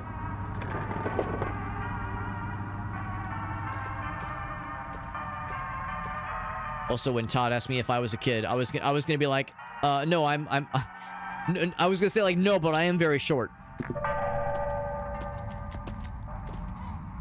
I am 35 years old and very short. And Todd can attest to this. We got to meet in person that one time. Can I get closer? You know you wanna. Ba-ba-boom! I don't feel as bad wasting a single bullet on taking out the big boys. Big boys. Except there's another big boy. Oh, he just got fucked by the bear trap. Now, the bear trap did a little bit of damage to me, but it fucking instant murdered his ass. I'm very okay with that. But yeah, Todd got to witness my diminutive state. in person. I promise it's not short person stolen valor. I am indeed quite short. It is not an act. I'm not just pretending to be short for the sympathy. Going to ring the bell? Not yet, not yet.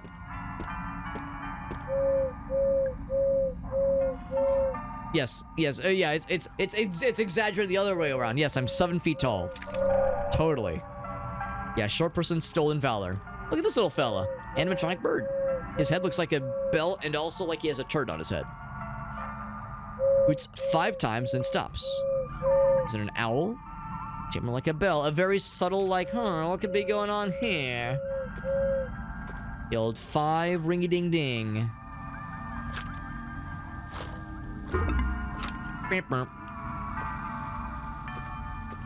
More fuel. No, I think we already have some in our inventory. I'll go ahead and break it. And then after that, we'll just assume that that's probably enough gasoline for other antics. Maybe, probably. Maintenance in the Haunted Manor. Try accessing the Ocean Kingdom. Or if you're trying to access the Ocean Kingdom, you'll need the crank handle. Like to save the Southeast Utility Corridor. Hope for the safe has something to do with the crypt, I think. The crypt is, I think, right here. Entrance to the crypt. Sure enough. And this is the something. It's the something. Don't ring it.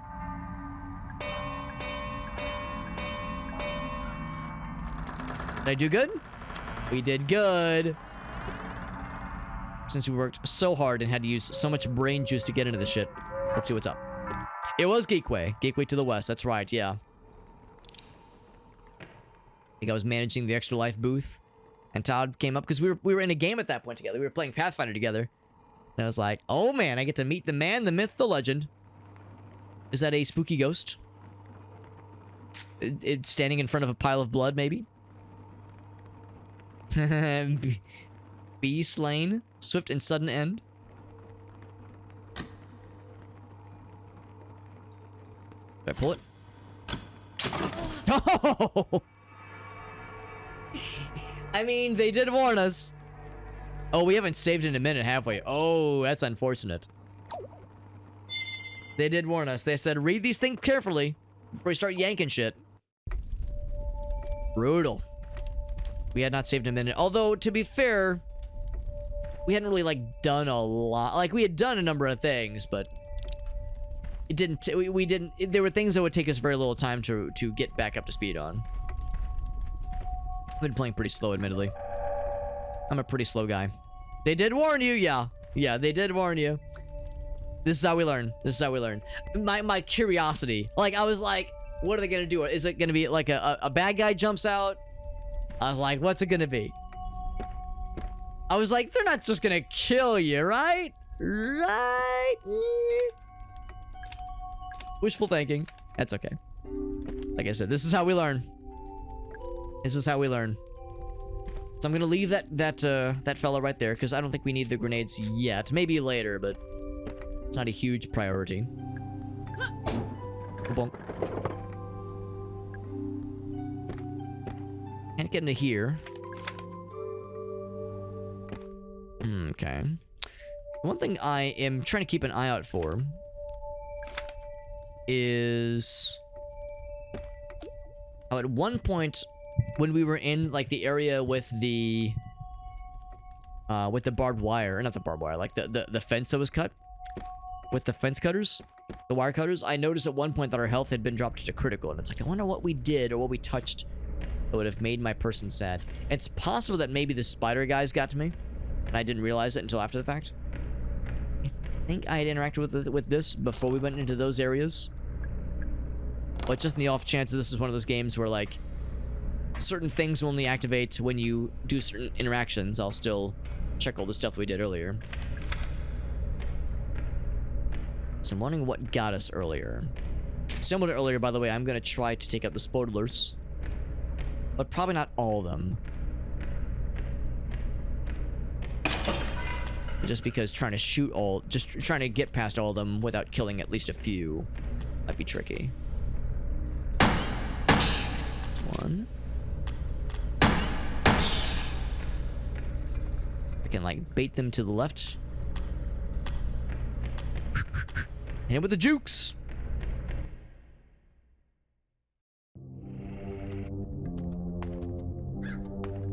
And these guys are popping. They're hanging around. Try to draw this guy in. Another explodey. He's kind of coming at an odd angle. Let's just reset.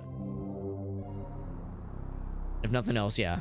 So keeping an eye on our health. It's, yeah, because at some point it sounded like maybe we had like fucked something up or injured ourselves unknowingly by getting too close to the barbed wire or something like that. When we kind of honed in, it got a little bit weird. Hit that real quick just to indicate we've read it. And good ammo. Nice.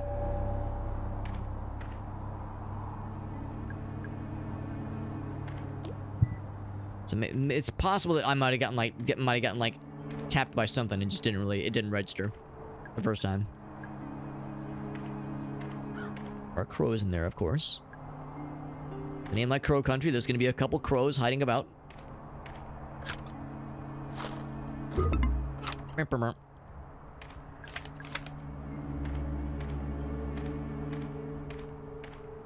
For now, this is indeed still a dead end.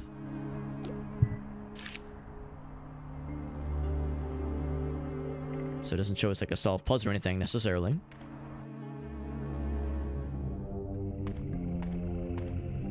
Got the big guy. Interesting that it seemed like, I don't know if he was going for the crow specifically, but he, one reason or another, attempted to, he either got close to the crow or it was just coincidence. Well, maybe did that connect? No, I don't think it did.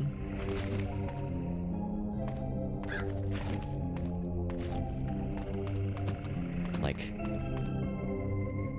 draw him in this way. Yes.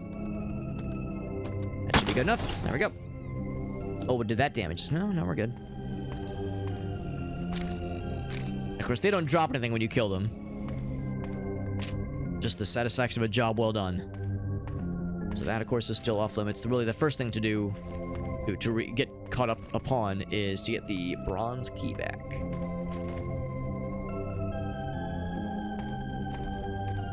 I think we tried this code earlier. It was 3184.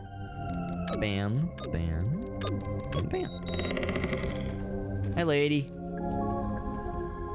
So it was Hear Me, Oh Great Fairy of Ferris Force, I think. It was Hear Me, Oh Great Fairy of Ferris Force, sure enough. Welcome, child. And then we go. And by this point, there's no bad guys that have spawned yet. And I was wondering earlier if you could just, like, shortcut all this, but I don't think you can because there's no little crosshair, like, aiming reticle. So I think that means we, sure enough, have a vested interest to actually solve the puzzle proper.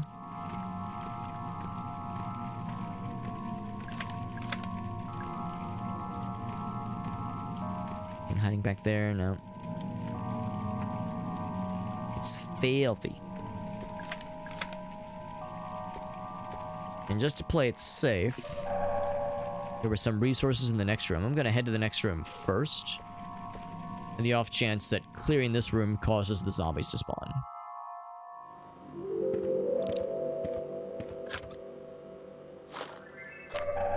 Another grenade. Perfectly, an otherwise perfectly used discarded grenade. So getting caught up on the notes we had read. Here's where we found the laser sight for the shotgun, I think. Or maybe it's the Magnum. It's the Magnum. Magnum PI. Or Magnum condoms, maybe. What's up, Farsight? Looks creepy, but pretty tough. It hasn't been crazy hard thus far, although we're still pretty early on in the game. We're only like an hour and a half, maybe 2 hours gameplay-wise into it, so we're still pretty fresh. Pretty funky fresh as far as these things go. But it's pretty cool so far. I am enjoying it. Usually survival horror, like Silent Hill-esque kinds of games like this, they can be tough.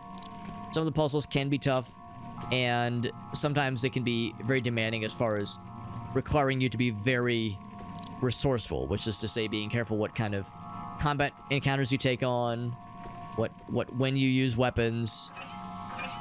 Go and raise this thing up. when you use weapons, what do you use weapons on, what kind of weapons you use. So it can be pretty demanding. This one hasn't been super hard thus far, but again, I know we're still in the early stages.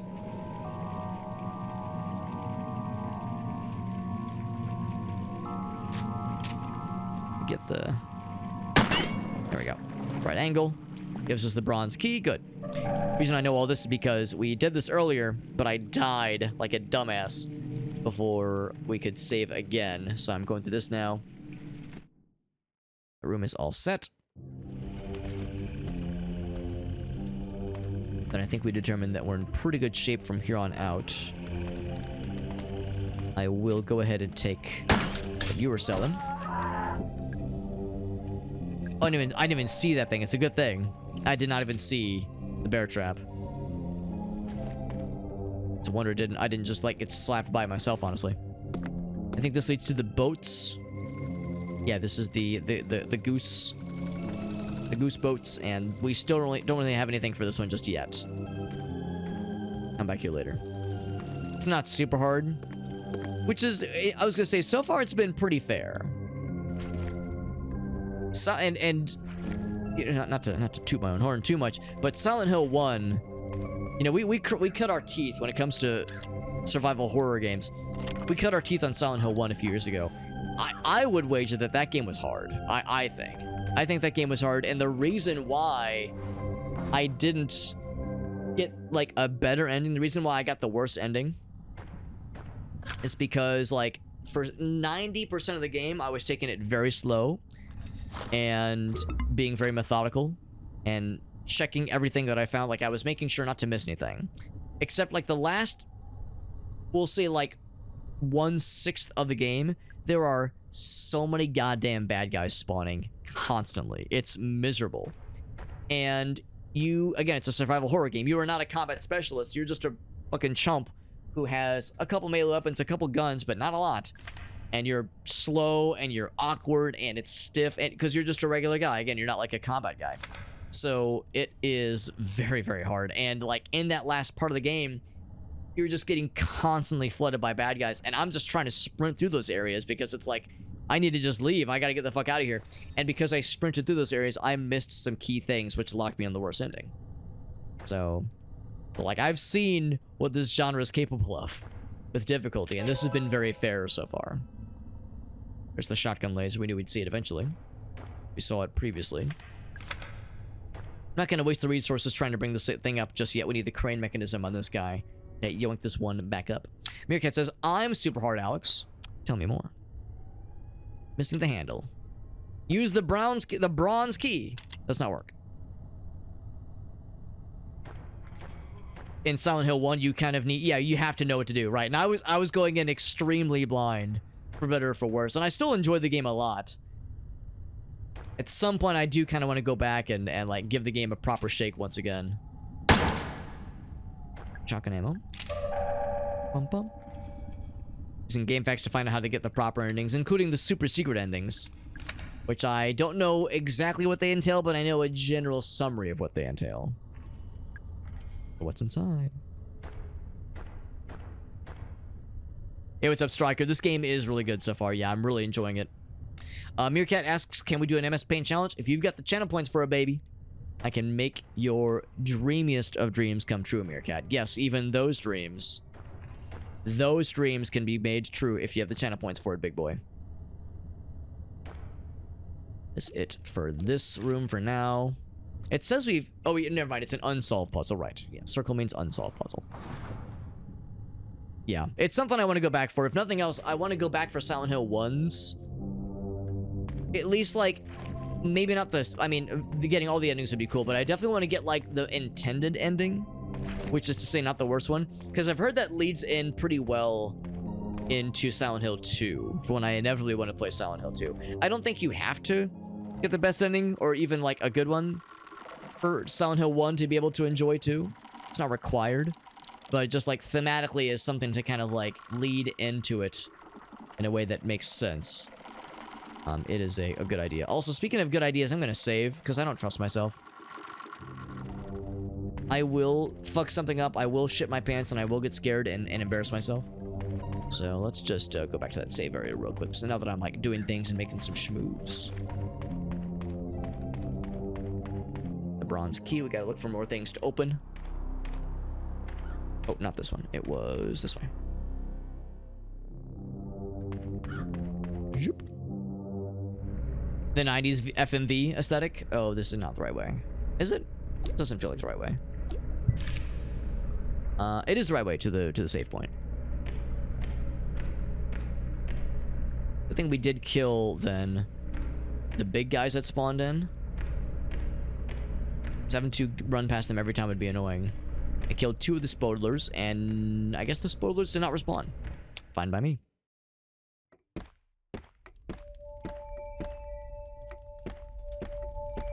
It is separate from 1, yeah. But maybe 3 though. Interesting. Good to know. Go and save. Alright, please. Oh, it shows the number of times you saved as a like a badge of either honor or shame, depending on how you slice it. Nothing comes out of there. As far as the next areas to check out, there's a number of things near the entrance that might be worth checking out. There's the haunted zone. The haunted zone is probably like the, let's be real, that's probably where we're expected to go next. The spodlers this time. And it's a very major area, clearly.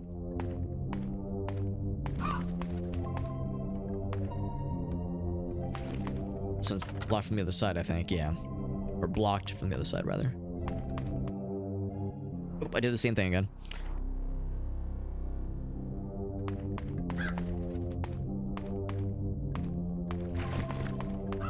So yeah, to me, it's fairly obvious that that's going to be the start of the show. And then, of course, that was the dig site area. That leads to the... yeah, the dig site, yeah. What's the little... oh, it's locked. Yeah, the other one.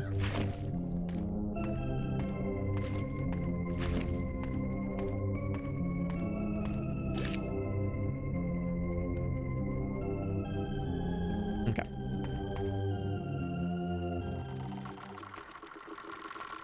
Here's this big guy on the side there. I'm gonna just keep going. I'm not gonna bother messing with that just yet.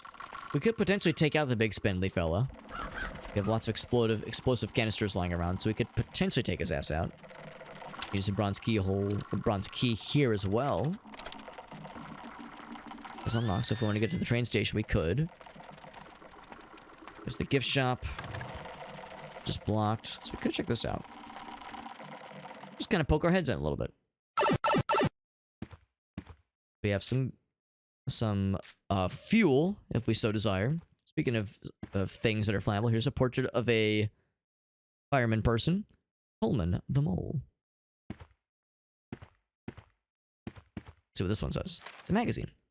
Collectors, a collection of video game tips. And I'm guessing these are tips we've already seen. They absolutely are. God and father figure together. Yes. Emperor worship. Yeah. Yeah, that kind of figure. Staff memos. Also read this one. All old news here. Little train gate. Earl of Edgecombe finds steam engine beautifully combining the Arabella and Bernadette design styles. I press the button. Choka. There he goes. Bye, train. Now we'll see if that was a good thing or a bad thing. I'm guessing if you press this, that it goes the other way. We shall see. We shall see. Now the portrait. This is Edward Crowe, the man. And we kind of recognize that silhouette from the intro. We got Antsy over on YouTube. What's up, buddy? Played it in one go. I've heard it's not like a super long game. I'm liking it a lot so far. I'm only like 2 hours in. And we're playing it kind of slow, and I did have a rather unfortunate death earlier. I, of course, pulled the Be Slain book. Because we saw the note that said, be careful with the books in the haunted house. And I was like, okay, this one says Be Slain. I probably shouldn't, but what's gonna happen? I had to find out. So, I had to find out, and I fucked around, and I found out. This elegantly combines all 4 design styles, used by the military to carry artillery, and it's got some ammo. That's about some personal artillery. 4 hours if you, like, focus, yeah. Because that's the thing, admittedly, I'm kind of bouncing around all over the place, but this is a very good game. Autumn's Child, Natalie Crow. And Douglas Pike, the Builder. It's a grenade. Oh, that's actually very well disguised. It blends in so well. So this train cannot be moved. There's something behind there. There's no reason you have to defeat enemies, but if you leave them, you may have a hard time traveling around later on. So they're an obstacle to be dealt with, but if you can get around them, then by all means. There's a notebook, and it says, the Tolman record from the mole. Intruders contained in the lab. Boss is calling him the guest. I told him that was in poor taste, but it stuck. Offered guest food and water. He took no notice of either. Can't begin to describe what's wrong with him, but boss doesn't want to call an ambulance. He doesn't want to call anybody. We should shut down all route excavation until we work out what's happened. Boss says we can't shut it down just yet. The machines are back on. Got a bad feeling. We're about to make things worse. I'm shocked. Shocked that things got weird in a lovely, happy facility like this. It's the sun, and it's glowing and burning with the fire of 1,000 embers. Staring into the flames, I feel something. Oh, this is a save point. I did not recognize this was a save point. Of course, I haven't looked at the map in a minute. There it is. Train room. Man, so I was fucking around being a dumbass in the haunted house zone, not realizing there was a save point, like, half of a room away. Pull back the curtain. It's a computer. Stop all the downloading. There's a slot for a disc. How's about my ID card? Bronze key. With a shot. Computer systems in the railway room and the dungeon need security disc, of course. These are the new regulations. Oh, Meerkat, yes. He was filling us in on the MILF Manor watch party lore. I can say for a fact the penultimate episode is by far the best instance of shitty TV I've ever seen. It was incredible. We had 6 bingos in one episode. I was 3 scores away from a blackout. Yeah. If anybody is like wondering, like, oh, MILF Manor, haha, that's hilarious. No, it's a real reality TV show where like a bunch of like, I don't know, like 17, 18-year-old dudes, and then they're like 40 or 50-year-old dads are like trying to date the same woman, the same MILFs, if you will. It's not a thing I'm making up. It's an honest to goodness reality show. Now, granted, it's a reality show. It's a reality TV thing, so it's obviously scripted, but still, it's a thing that exists, and it is like apparently fucking bananas. I don't really have. I'd be lying if I said I was super excited to watch it myself. It's something I have no interest in exposing myself to. But Meerkat and his friends are doing watch parties for it, and it's apparently a fucking trip. They all involve flames in some case. Yeah, the save points, yeah. Can't wait to see what the finale is going to be like. I can only imagine. So this is open now. Blood toilet. It smells so bad. So we knew there was going to be something in here. Ouch. So I could try to get that guy. It seems like this is just a dead end. This toilet. Toilet has nothing for us. No unsolved puzzles. Now we're most assuredly in critical mode. Oop. Go and do a full heal. Big. Dad, can I have sloppy seconds? Hold on. Before anybody can quote me saying that out loud, I'm gonna quote Todd saying it. Because it's easier. I have the power of copy-paste on my side. Amazing. That's a good one.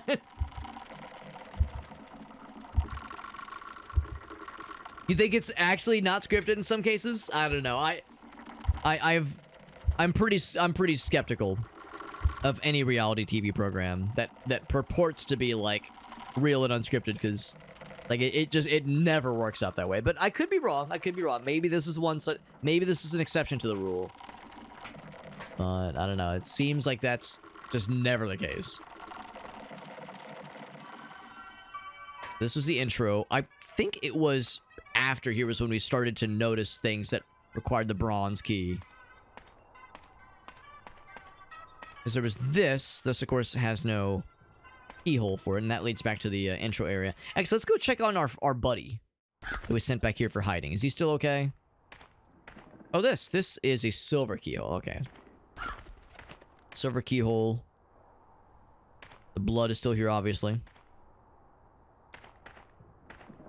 How you holding up there, buddy? How you doing? Says I'm alright. Like it's kind of messed up. It feels weird. And you got a headache, maybe a little bit queasy.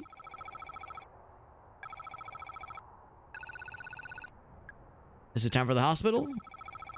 Just sit tight. You'll be safe here for now, probably. To find Edward Crow. Park shut down ages ago. He won't be here. He's somewhere. Yeah. So they like the young dudes. Okay, so they're not like I thought like they were like 17 or 18, but yeah, but they're young men. Women are of the age of MILF age. All the men are sons. Right, exactly.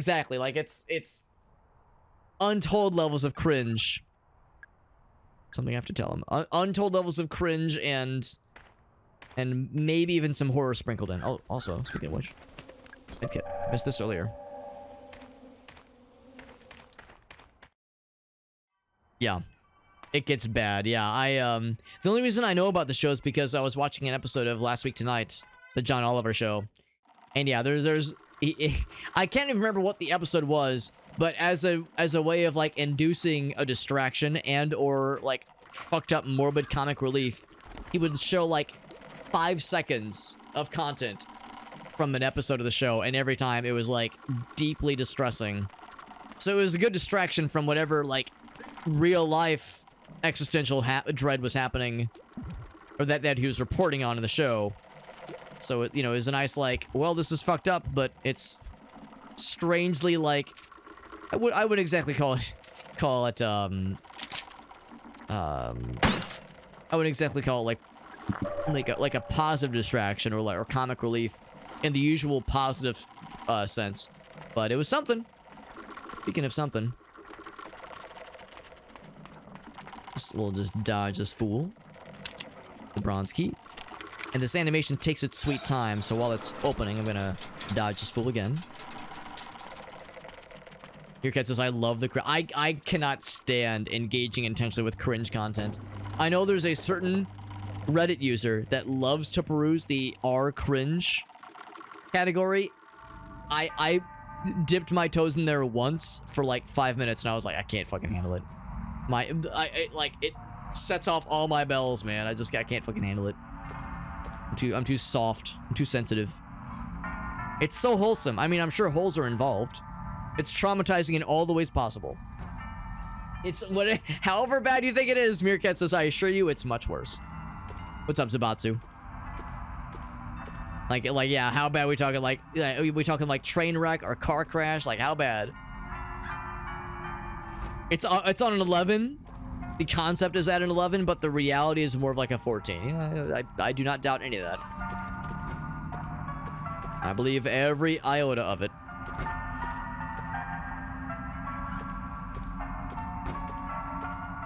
And then Todd says, "Oh, don't worry. I will make sure to keep this in mind when I'm romancing your mother. So saith Todd." And then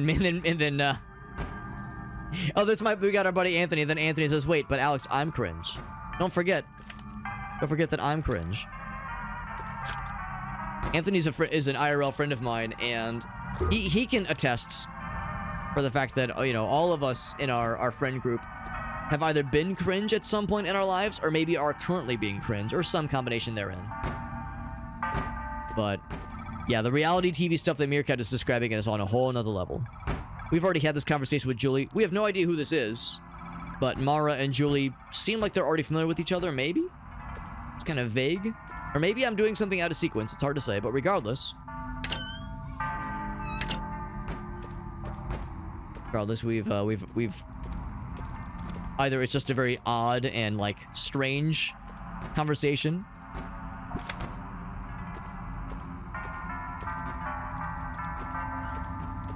Or like I said, or maybe we've already met this person in a previous life. Anthony says, I've never stopped being cringe. That's my secret, Cap. I'm always cringe. So there was a... exploded this guy earlier. Then there was also a dude behind him that got by the bear trap. So I'm gonna see if I can explode this motherfucker.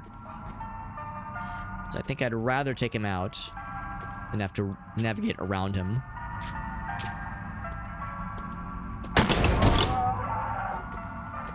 And then this next dude should get got if I do this right. Bear trap. I'm really impressed the bear trap kills in one hit, because when it hit us earlier, the very first bear trap we saw, we of course got hit by, and it did a little bit of damage. It wasn't like murderous. Let me list all the horrible acts I've committed on your mother in the last 24 hours in excruciating detail. Motherfucker brings out like the giant fucking tome.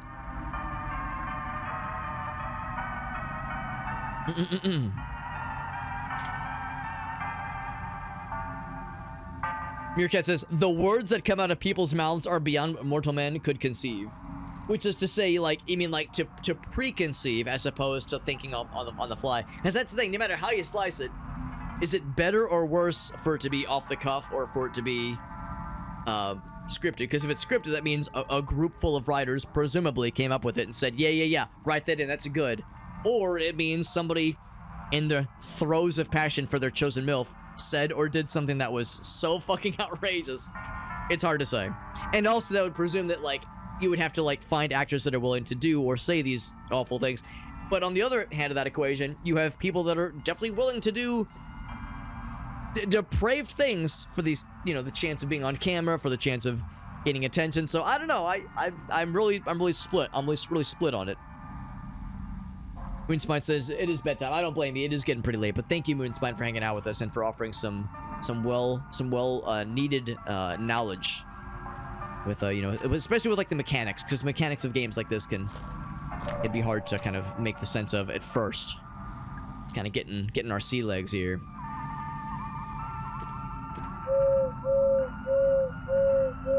We have the entire film crew.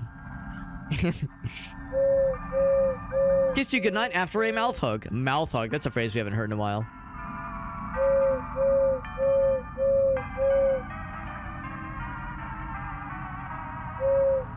It has to be forbidden knowledge. Bestowed from Z-Inch themselves. That kind of forbidden knowledge, I like it. Oh, there's a antidote here. I'll go ahead and grab that. So last time we started to kind of diddle into the haunted area and got fucked real good by a book. The threat of literacy doing untold damage to our psyche and brains. We were talking earlier about the breadth first search approach. Let's re-examine that approach, shall we? Let's go in here first. This is... there is a sign. I mean, there's a sign here, obviously. It's the Haunted Manor, I think. Well, the Haunted Manor is that way. Now, let's see what this is. It looks kind of crypty. Flashlight is on. This kind of reminds me of the meat grinder zones we would see in Silent Hill 1, and probably 2 for that matter. How many hoots? When we tried it earlier, it was 5 hoots.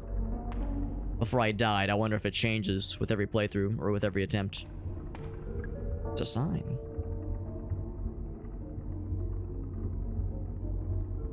I can't wear a shirt. It would cover up my sponsor's tattoos.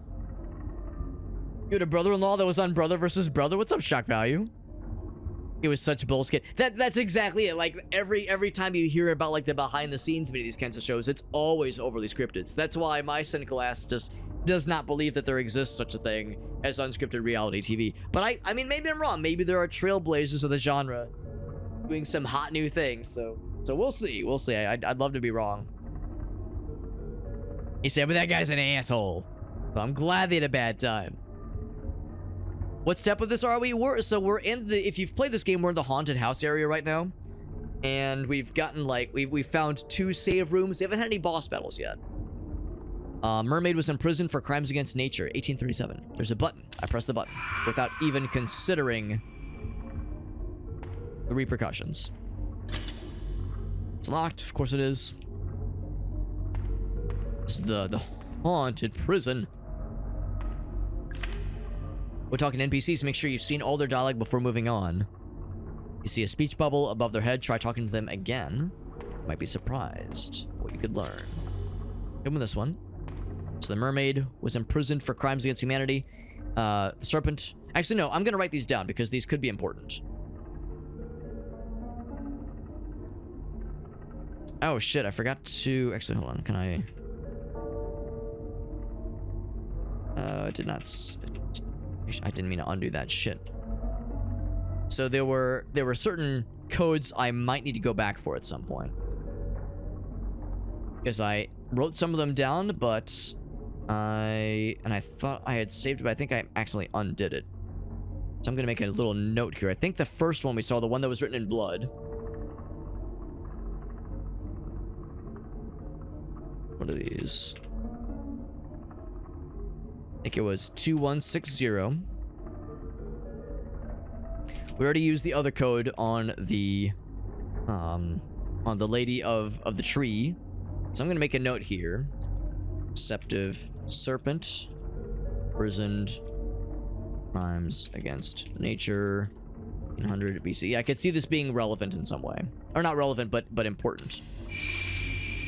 Maybe we have to, like, press the buttons in a certain order, maybe. It's also crimes against nature. And it's deadly, not deceptive. Deadly mermaid. 1837. Some of it seems pretty scripted, like pretty obvious, but others they just had no idea what it would lead to. Just fed them booze and see what happened. Yeah, maybe. Like I said, I would love to be wrong. Actually, or would I? Again, I go back and forth on like what's better or what's worse, what's more or less cringe. A bloody sheet. And here's something. The TV, it's a computer. Not what I was expecting. I'm not good at computers, but try anyway. Still need some kind of slot for a disc. Like, what could it possibly be? This beating of a heart that we're hearing. What could it possibly entail? Metal handle. A winch for the torture rack. Newspaper. Odd thing for a newspaper to be on. Let's just assume they're normal people. Well, I mean, are they really normal, though, if they willingly agreed to sign up for this show and they read the script and said, oh, yes, I can make this happen? Maybe they're more normal or they're less fucked up if this was scripted by the producers. It makes the producers beyond fucked up, obviously. Yeah, the only real cinema is Wheel of Fortune, but of course, yeah, Price is Right. There you go. Secret messages from the Illuminati. That makes sense. That makes sense.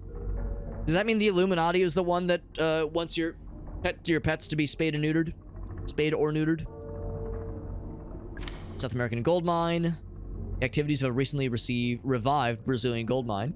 The site near the north coast of the state of Para is operating as one of the most profitable gold mines in the Americas, selling to at least 2 major international companies.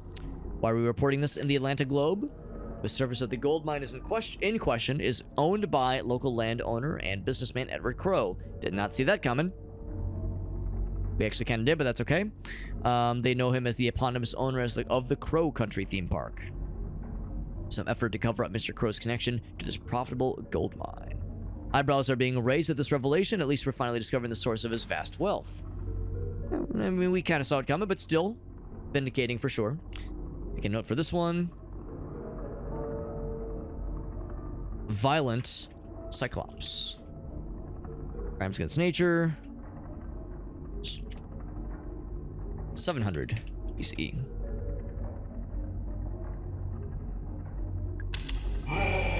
Spooky.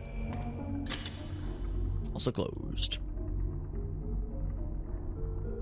Kill my neighbor's podiatrist. So specific, but also correct. Last but not least, the big bad wolf in all caps. Big bad wolf. All crimes against nature. 1810, but not BCE. I should note that for the other one. So I think the mermaid was not BCE. The serpent was. Oh. Complaint from a parent about the depiction of alcohol in the mermaid cage. Of all things to complain about. It's not an alcohol bottle, it's a bottle of a highly corrosive acid. That made her feel better. For some reason. An Iron Maiden, do I want to open the door? Oh my god. I don't want to get fucking instant killed again. I need to save before I go into there, man. Oh, hold it.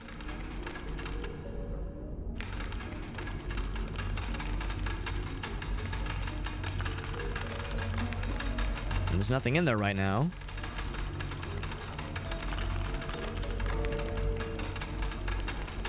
I do appreciate what it's doing to the lighting, though. It's kind of cool. Okay. I would have made a good medieval torturer guy. Wait, I take that back. I'm worried that's gonna instantly kill my ass. So, and I don't want to like lose all my progress all over again. So it doesn't work. Alright, so we'll come back here later. Just to confirm, though, mermaid is 1837, not BCE. Serpent is BCE. Yeah. So I got my notes. They're all locked. And they said the mermaid cage was the one that had highly corrosive acid. Mermaid cage.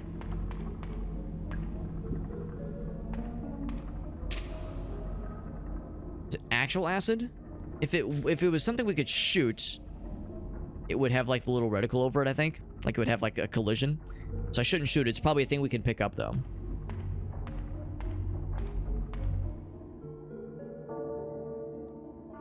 Anthony says, I love it when my maidens are nice and iron. Or nice and spiky. I'm scared. I'm scared it's gonna hurt. I have trust issues now that this game has shown that they're more than willing to just instantly kill you. If you interact with the wrong thing at the wrong time. A little bit nervous, a little gun shy. We have plenty of other things to explore here, though. Let's try the... Well, okay. Again, I'm like also gun shy about this area in particular. Let's pop into... Hold on, did I read this? Read that last time. I like this little fella. Grenade in there. Research that one. Seems like it's 5 again. 5 times and stops. That is still the same. Let's go check this one. Stone staircase. See a compass in the floor. Oh, it's one of these then. Oh, I don't like that. I think I like that. Gun being pointed towards me. Make a note of a couple things. Speaking of things that like where I'm acutely aware of how long it's been since I last saved. Solomon Wesselby, 1855 to 1909.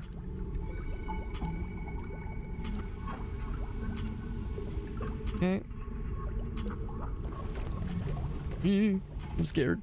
I don't know how much cover this gravestone's gonna give me. There's like weapons on the floor. There's like maces and spiky things.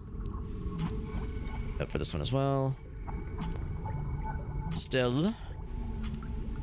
It's one name, 1898 to 1938.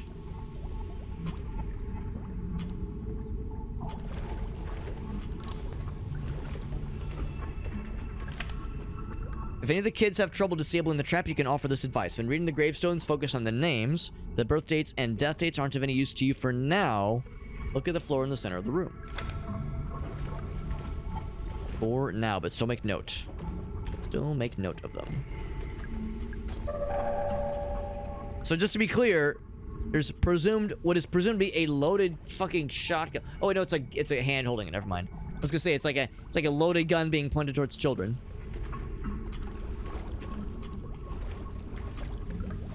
It's a drain. It is clearly not working. This whole place is going to be flooded eventually. I'm scared to get too close to this dude. And or his gun. A note. Selena. So the last name for the first guy was Wesley. The other person was Estelle. This is Selena. I'm guessing the other name will have an N in there somewhere. So make a note. 1805 to 1872. I like the progression of emotes. Farsight.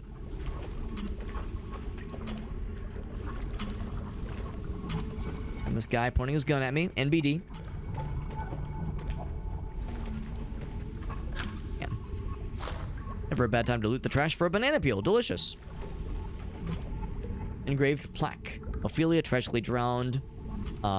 Daughter, sister, human in all caps. Not exactly the most assuring kind of epitaph.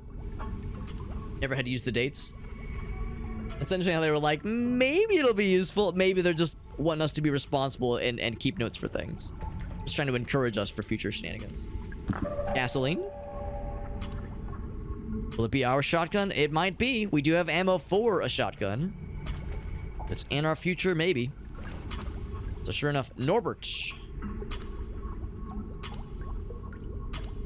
I'm writing it down even though it sounds like it's probably not necessary, but the wonders of Notepad means we can just take infinite notes forever.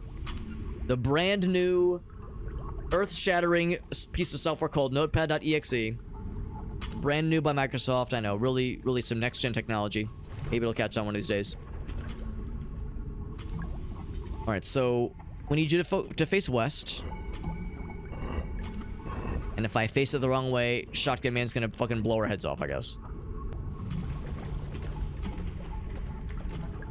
You are Estelle. You must face east if you could be a deer. How's it going, Shotgun guy? Solina.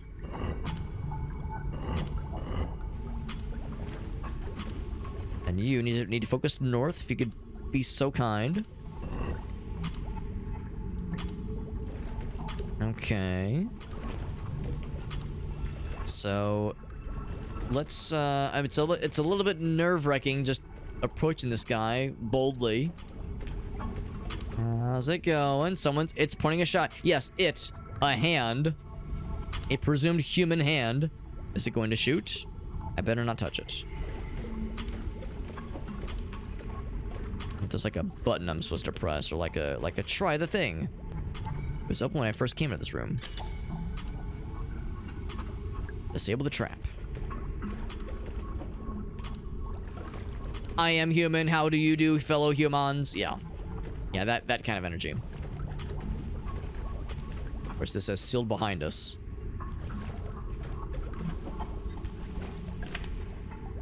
Look at the floor in the center of the room.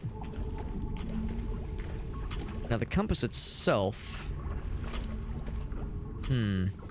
Maybe I've gotten the wrong idea here. At first I thought it was just match the way that the heads were pointing with the kind of implied names, the implications of the names, the letters on them and such. I think that's all in pretty good shape. Wait, is that a thing you can... Okay, I was thinking maybe that was like a lever. Facing north.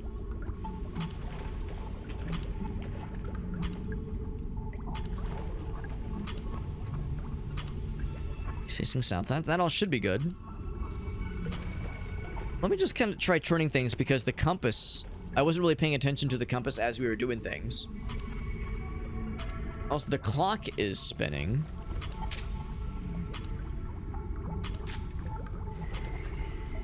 Wonder if that has any sort of significance. I also wonder, like, oh man, if I take too long, will I get auto murdered? I'll just start messing with this. The compass doesn't seem to be affected. What about this guy? Yeah, the compass itself isn't, like, the needle isn't moving. Maybe I need to face them, face them the opposite directions?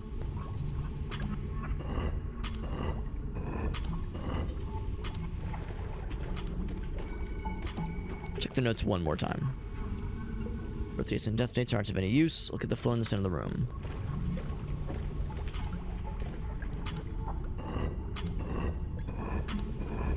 It seems like it should be fairly, like, there should be, like, a thing that happens. I suppose instantly. Yeah. No, it's the fact that, like, it's, if nothing else, it's reassuring, where it's like, you try the obvious approach, and then you think, okay, what's the opposite approach?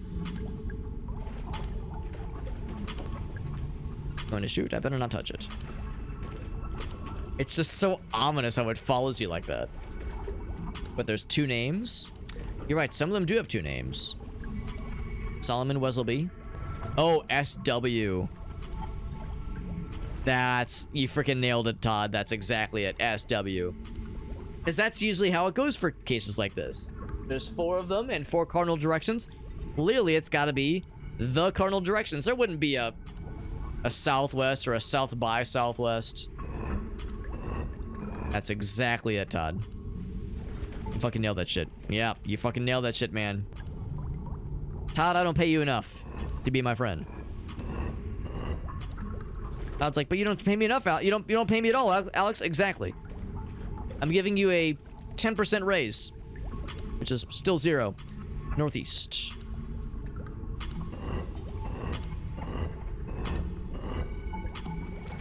All right. So what's our reward for solving this? Will it be a shotgun blast to the face? I sure hope not.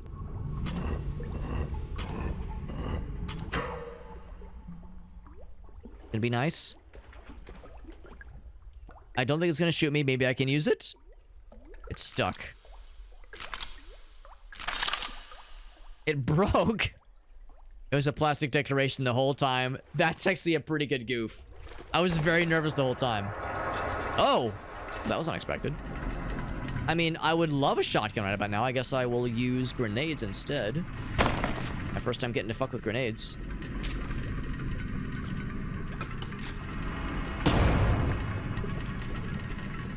Like how the door opened, but then was like, just kidding. And I'm guessing you have to... it opened when I disabled the trap when the brick wall was broken.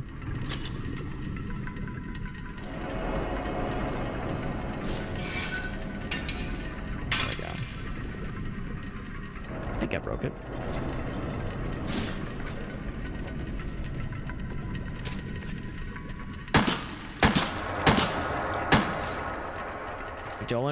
Since I've already invested a grenade in hurting this thing, should I finish the job?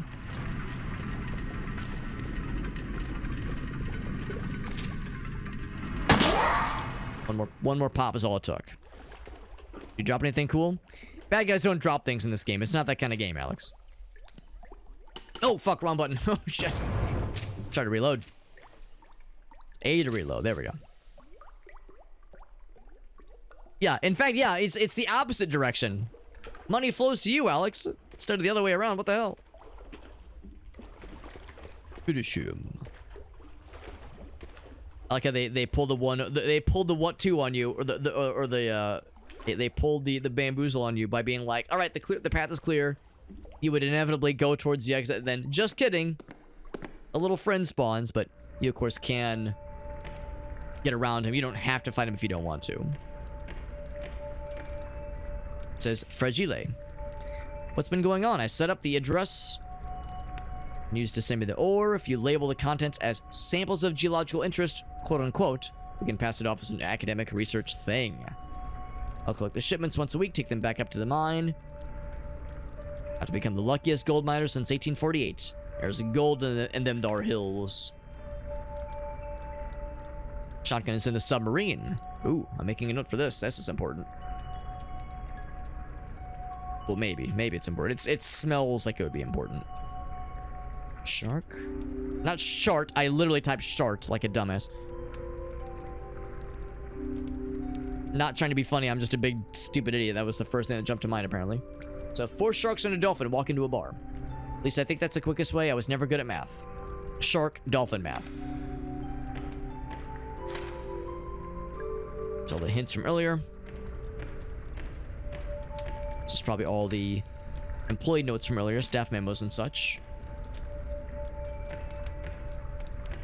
This bottle on the chair, just there for show. Chandelier traps hanging from the ceiling. Set them off with this from a safe distance. They will damage the baddies. Good to know. Gather the kids in a group outside the Haunted Manor for the field trip. Choose an older kid, get them to ring the doorbell. Choose a younger kid, have them try, and tell them the secrets. Specific number of times. Coffee machine? Break room, I guess. It's not working. I don't really think there'd be any chandeliers in this area, but knowing to watch for them is a good hint. Glossy magazine. Oh, I see. We found the Sports Illustrated Bikini edition. It's an adult magazine. She says barf, no thanks. Hey, don't judge, lady. Elevator. I'm guessing it's not working. Fatal error. Press the button anyway. Bro, what if it would have fucking bottomed out? If it would have just dropped out, I would have died to fall damage within, like, an arm's reach of a save point. Wouldn't that have been some shit? You were so close to a save point, Alex, and you fucking diddled the broken elevator. You got what was coming. Would have been some grade A bullshit. It would have been hilarious, but it would have been ridiculous and fatal, no doubt. Something inside, maybe? It's a second vent of that nature we've seen before. It makes me wonder if we'll eventually have, like, a screwdriver or something so we can snag those things. Piano in the Haunted Manor is not to be used for casual playing. It's wired to the walls, and the whole system is fragile. Not Haunted Manor staff, then do not fuck with it. It's not locked. I open it. Okay. And this is a safe. Electronic keypad. Does it have a 0? It does not. And I don't think we've had any other, like, codes. I don't think. Like 4-digit codes we've seen somewhere. Zombie Stone, the year Selena died. Oh, shit. There was a note of that somewhere. But I don't think I noted it. Selena. I see that name somewhere else. Oh, yes I did. Yes I did. It was on the gravestones. Hopefully it wasn't the one that broke, because that dude broke one of the gravestones. Wouldn't that have been some shit? 1872. Which might mean this is not required.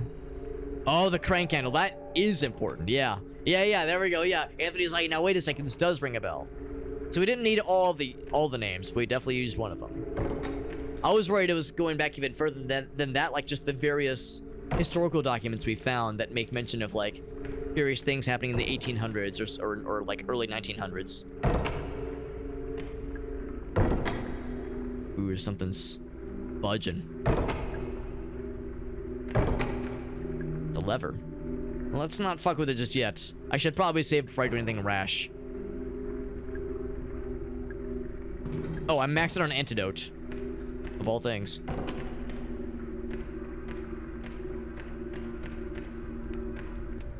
You sure I can't read the nudie mag? It's not an adult magazine. It's just like Sports Illustrated. It's fine. I mean, let's be real. If these were like... It was a real adult magazine, there would be more things showing with these pinups. Let's go ahead and save here. And now I'm going to start opening doors and getting into trouble. Is that the knocking lady? That'd actually be very appropriate if it was. Let's see if that's exactly what awaits.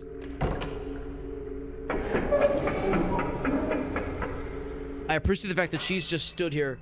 Like, yeah, you freaking called it, Booba. She stood here for the whole time, just banging on the door, not looking for another way in, just fucking pounding on that shit. Like, lady, do you not understand how doors work? When a door is locked, you can't just fucking knock it open, bro.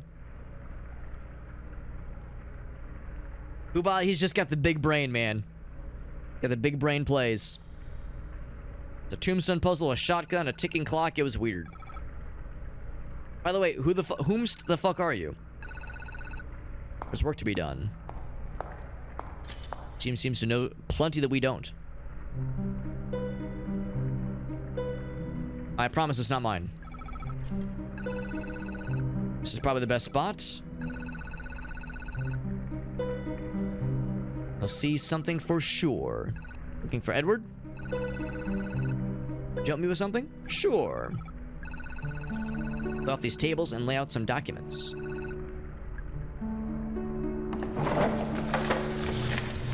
sweep everything on the floor. Perfect. Thanks for the help.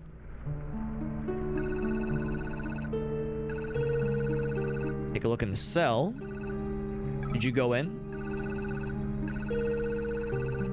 Cell, you say?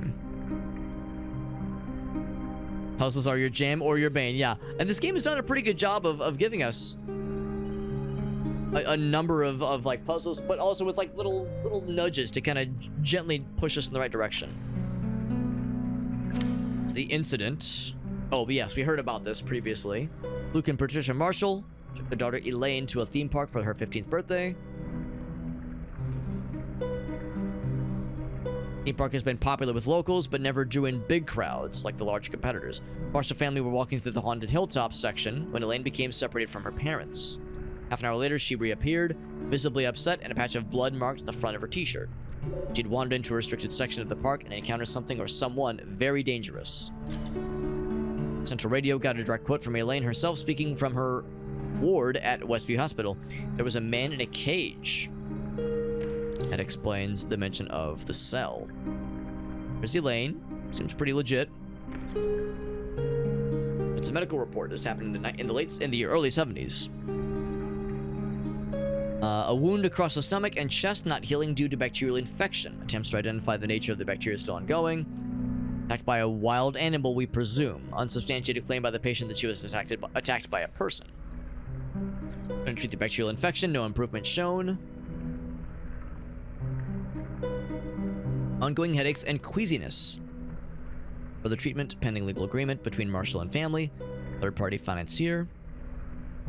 Third party, you say? Julie, the attorney then that we were talking about, that we spoke with earlier.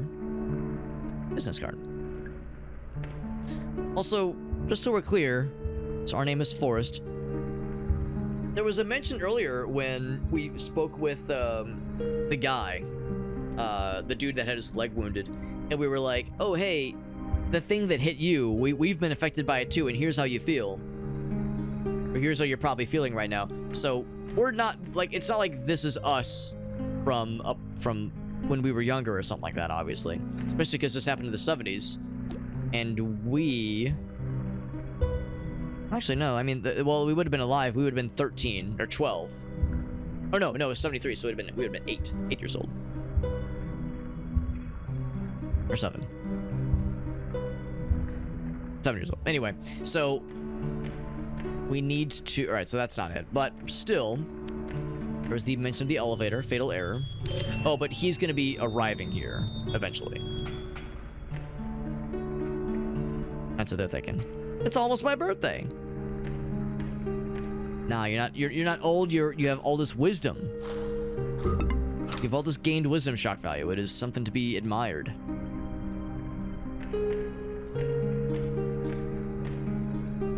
I like the arrow pointing to it. Like the lack of subtlety is delightful, honestly. We took the crank handle, so we're good there. Got that opened up, and of course, this is a nice little shortcut.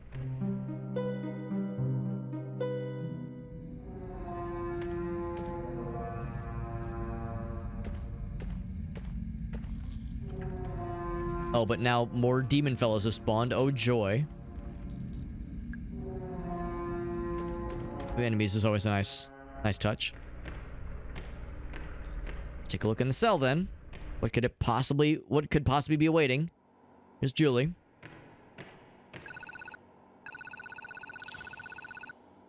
The incident happened here. Been pretty well cleaned though. This is probably evidence in it of itself. We're trying to cover something up, maybe. No smoke without fire. No bleach without blood.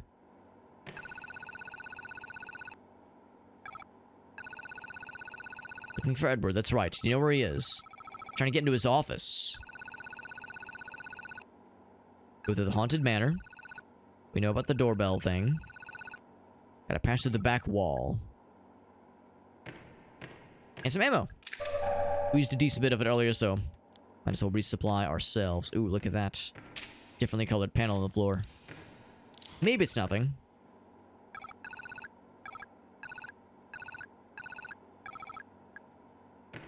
Step on it. It's not very well hidden. There's a button. I press it with no other hesitation. Cell door unlocked. You probably already saw that, right, Julie? Well-educated attorney such as herself, I'm sure she's quite aware. We have the storeroom converted into a holding cell. Pike is not happy about it. Can't legally hold people here even if they've committed a crime within the park. Tell them it's not for criminals. Brings the guest up here. Locks it in the cell. Wants to run some tests. It'll be much quicker if he doesn't have to travel down to the lab each time. It's a bad idea to bring the guest up to the surface, especially while the park is still open. But I am proven right. A girl named Elaine finds her way into the holding cell and encounters the guest. She is injured and taken to a hospital. Boss is to close the park. This is not the end, but just the beginning. Untold amounts of fuckery, presumably. Not pick up the broom as a melee weapon, unfortunately. Nice medical kit, if nothing else. And a urinal.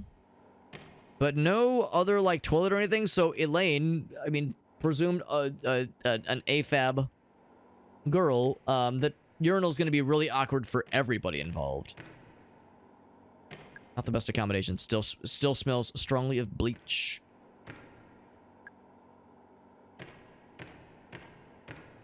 Alright. And Julie's just gonna sit there and contemplate the mystery of the cell. It says, for the attention of Edward Crow. Nice and subtle. All about subtlety here.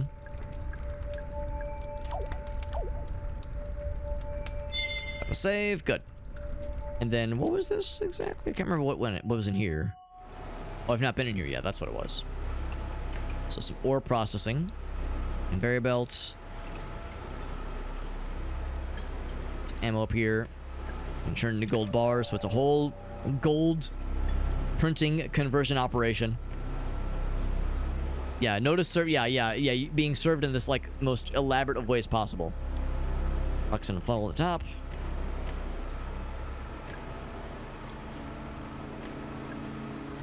Grinding up the golden tubes. The mortar and pestle. Some fuel here. Except I cannot carry any more of it right now.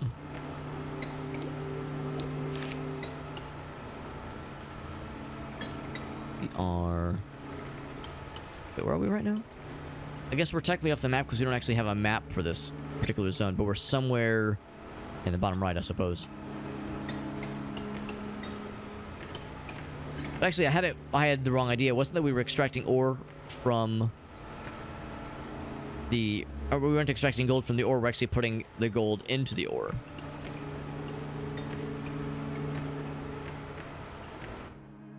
Yeah, backwards gold mine. We're like putting stuff... I guess, presume we're putting stuff into the gold mine. Or maybe we're taking like the real gold and putting fool's gold in. Hard to say.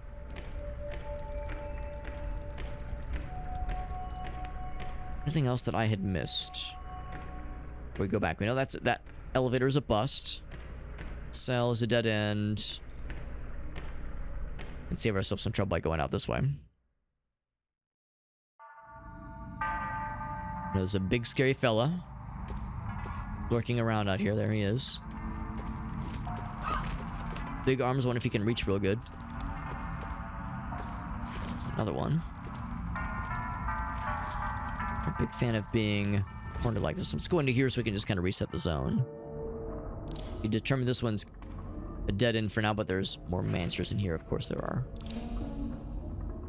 But for now, this is still a dead end. Oh, although I did save. Let's press the button now.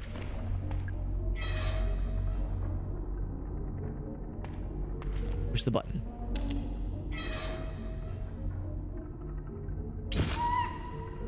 Are we dead? No. No, but it did teleport us, and it, did not injure us. Can you blame me for being nervous? Being a little bit gun shy. Or spike shy.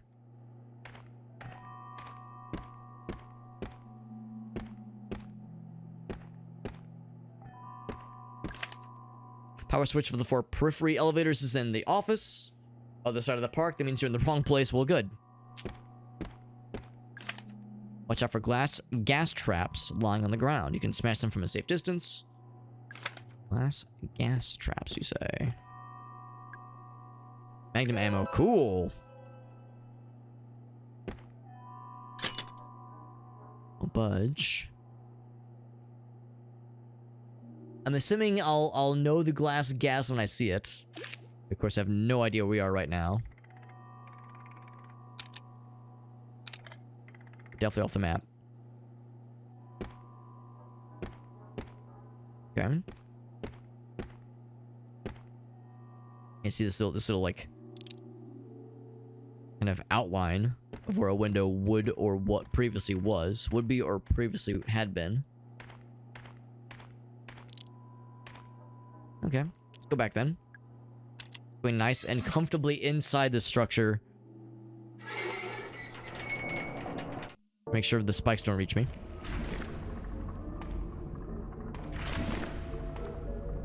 Otherwise, this appears to be a dead end for now, so we'll come back later. Yeah, what if it would have killed you at that time? Wouldn't that have been some bullshit?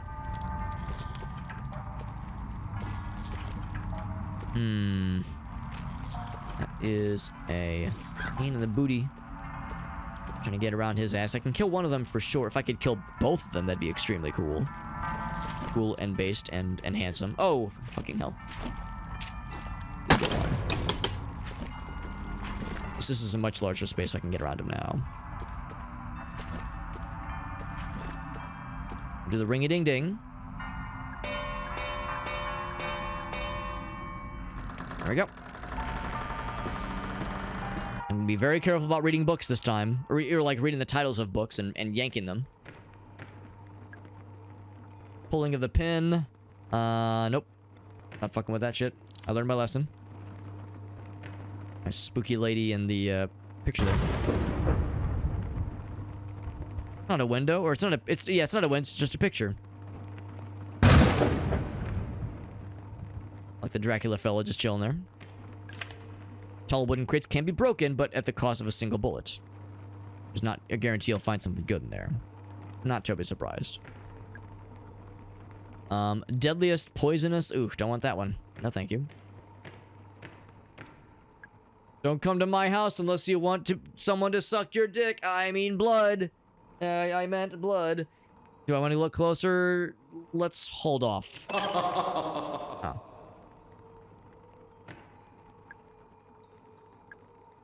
It's kind of cute though. Good enough to die. No, he's just a little fella. Old painting. Song in a cage. I'm gonna make a note for this. Song in a cage. C-A-G-E. The notes C-A-G-E. Oops.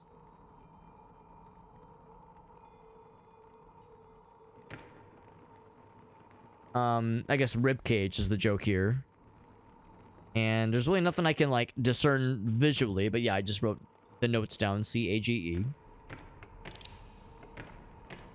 Large clock. In the middle of the clock face. Another one over here. There's a ghost fella. He does disappear as we get close, so somebody died here, presumably. And the ghost is either just a visual thing or it's harmless. I found the glory hole. I finally found the haunted house glory hole if anybody was looking for it. That's quite the name. Adramel. This thing. The undying blame for many deaths between...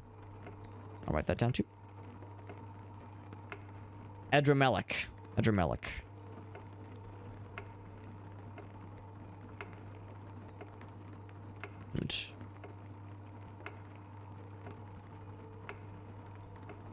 And 20 and 1115. Cool. I refuse to put my hand in there. It's not happening. And there's no other appendage that would be worthwhile. What about the lady wiener? Yeah, we may or may not have one of those, unfortunately. As broke up about as you are. Oh! That was odd timing. And that was a donation. The donation message said so it was scary. Zamatsu says, come on, stick your dick in there, Alex. I've stuck my dick in more questionable things, I'll say that much. Let's see what was the donation message. Well, the message said but let's see if there was a from. Because sometimes they're anonymous, sometimes they are not. Let's see who this kind individual was. And also, that's a good reminder because whenever we get donations as well as raids, we actually had a few raids earlier. That means we... Oops. Here we go. That means we also up the ante, we up the number accordingly because Alias raided us right at the start. That brings it up to 47. And then Mega Team Up raided shortly afterwards. And then Koala Baritone raided not too long after that. And then it was a $50 donation. There we go.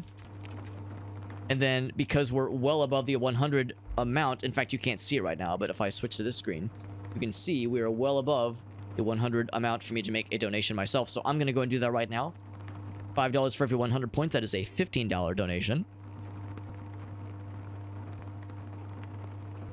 It is... Okay, it is done. Donation is happening. Let's wait for the... when the notification happens, I'll go ahead and drain the numbers. Go and drain it down to by 300, basically. And that was our buddy Anthony, by the way. Thank you, buddy. Thank you, Anthony. He helps us out every year with the Extra Life fundraising. Always appreciate that, bud. It's very generous of you. It's never an expectation. I mean, maybe I'm just a chump, but to me, $50 is a lot of money. So thank you for the very, very generous support. It's worth mentioning we do have Extra Life marathon streams coming out in a few weeks. The first one will be the first Saturday of November. So the first one will be November 2nd. And we're not doing any like 24-hour streams. I'm too old and decrepit for that shit. But we will be doing 3 8-hour streams. And I'll just tell you verbally, I'll make sure to like make a more comprehensive announcement for this in the Discord server. But verbally, I can tell you that there's going to be 3 8-hour Extra Life marathon streams to total into 24 hours. We'll do the first one on November 2nd. The second one is on November 30th, and the last one will be on December 28th. All those are going to be Saturdays, and they'll all be 8+ hours. I've got almost a full list of games for all of them queued up. I've got the first Extra Life fully mapped out, the first marathon that is, and most of the second one. I've got a lot of openings in the third one for like other games to check out though. So I'm definitely down for suggestions as far as games that would be appropriate for like extra special shenanigans, extra special donation. Or not even donation incentive games, but just goofy or weird games to play during the Extra Life marathons. Because that's always one of my favorite things, is to find like the weird shit. Extra weird stuff. Is it Crow Country or is it Blow Country? Or County? No, it's Country. The way that you can get blown at the Glory Hole. Good point, Ogasso, good point. But thank you again to Anthony, good old buddy of mine from the high school days, who is still a cool dude. And tolerates my bullshit all these years later. I did get got. I'm trying to remember when I would have gotten got. Our condition is okay. I think it was, yeah, it was the little dude that, like, nipped at us once earlier. Have a good night, Meerkat. It is getting kind of late, obviously. We'll probably be wrapping up ourselves in a little bit here. I need regular winding. Do not attempt it without the correct tool. So I couldn't wind it if I wanted to, huh? About this thing. Okay, cool. So I'm not going to fuck with it right now, but we do have that tool available to us. Operating machinery. Maybe multiple machinery if all goes according to plan. Can't shoot this, can I? I mean, maybe you could, but who knows if that'll actually give us anything. Globe looks pretty fragile. Should I spin it? Sure. So many places I've never visited. Spin it again. One more time. That may or may not do something.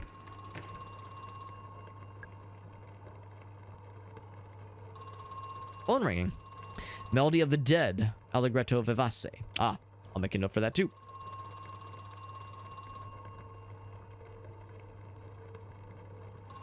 Melody of the Dead. I'll make the note of the person's name. Oops. A little creepy. You know, for this one. Person's name. Allegretto vivace. Or vivace, maybe is how you pronounce it. Any kind of Italian or Spanish word that has like viva in it. Obviously, it has like some kind of mention of life. And allegretto, like allegra or alegria, like those words in Spanish at least mean like lively and like upbeat. So I'm wondering if these are like subtle little hints as far as what the songs could entail. Here's a piano. This is the one that killed me earlier. Inconsequential by Anonymous? Oh, maybe I'm wrong. Maybe that's not the one that killed me. There's one that was like, be slain, and then it killed me, and then I was dead. And I was very sad about it. Could buy a hint if we wanted to. Pulling it, that's the one. By G. Nade. Inconsequential. I'm scared, but I might... That one might be safe. The book that kills you. Book of the Dead. Work from home tomorrow. Boss is on vacation. Oh, man. Yeah, no kidding, shock value. Yeah. Yeah. No kidding. Yeah, I would be lying, shock value, if never once in my professional career have I looked around like it's like a Friday, everybody else is offline, and I'm like, maybe I'll let my productivity dip by just 1%. Maybe I will not be a perfectly 100% productive corporate citizen for just like a few minutes, like 5 minutes of non-productivity. Hardly. It hardly ever happens. I'm always such a good boy on those Fridays when no one's fucking online. Especially if it's like the Friday before a Monday holiday. And there's nobody in the office. There's nobody paying attention to shit. Nobody ever misbehaves. Everyone's always perfectly well-behaved and responsible corporate citizens. We came back, he says. Glad to see you're up and about. The tenacity of youth, he says. Is it Edward or someone else? Not ringing anymore. Spooky times. Some ammo. So the ghost fellow just kind of watching us. Is he spinning? But I saw eyes at one point. There we go. Yeah, he's watching. Oh, but it's because he shuts his eyes when I look away. Or when I look towards him. Except not now. Oh, it's when you get close. Gotcha.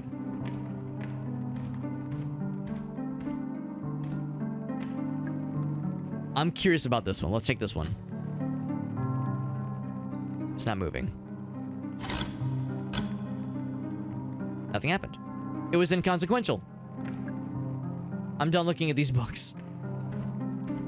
Having maybe presume no memory of dying earlier.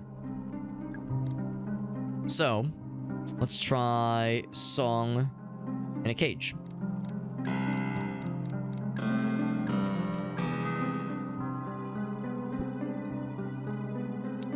So one thing lit up, it's green. I don't know if that opens something on its own. Probably not. We probably have to play all three of the songs. Oh, here we go. Little fella, it's a mushroom. A mushroom boy. I'll use my mushroom magic to grant you a wish. What is it that you wish? I was not expecting this. Improve the range of your flamethrower. To each their own, I guess.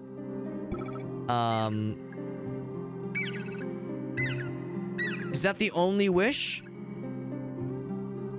Improve the range of your flamethrower. I do like the little mushroom fella. Can I just pick you up and put you in my pocket? And like cash in that wish later? I guess little squeakies. Let's keep opening things and see what else awaits. So we'll try DEAD. Oh, it unlocks only one at a time. Come on, who hasn't wished that exact thing, Alex? Fair. Alright, so that leads to the next thingy. I appreciate that piano music began as we began to play the piano. Shotgun ammo. It seems like there's really no other choice. We might as well just use this thing. It also assumes then that there will be a flamethrower eventually.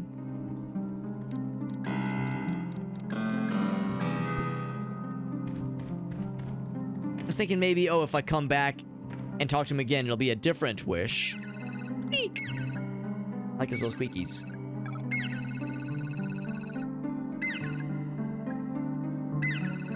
You don't even have a flamethrower, bro. No wish for you. And I'm the rude one. I see how it is. You tell me the mushroom magic doesn't like have like an innate flamethrower enhancement ability for the flamethrower holder? It's got to be blessed upon the flamethrower itself. Mushroom magic.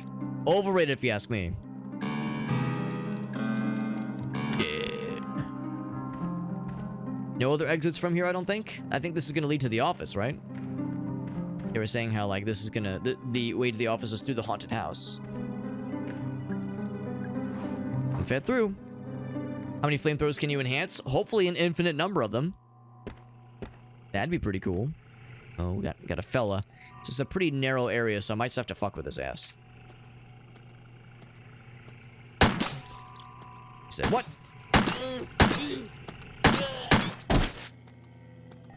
Decapitation. Oh, there's another one.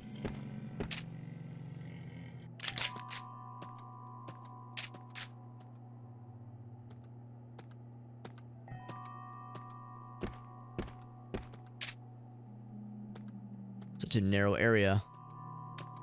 Oops.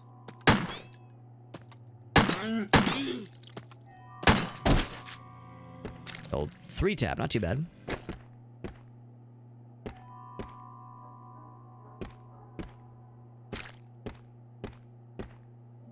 These guys are pretty tanky sometimes.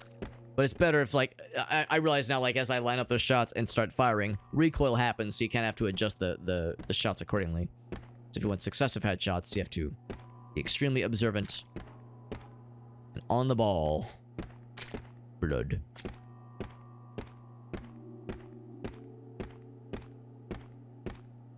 Big ol' locker. It's empty. Okay. It's like an odd thing to have empty in a place like this. Maybe there's more where that came from. Small explosives laying on the ground. They're rigged to blow when touched. Some look similar to other items. Ooh, that's really sneaky, honestly.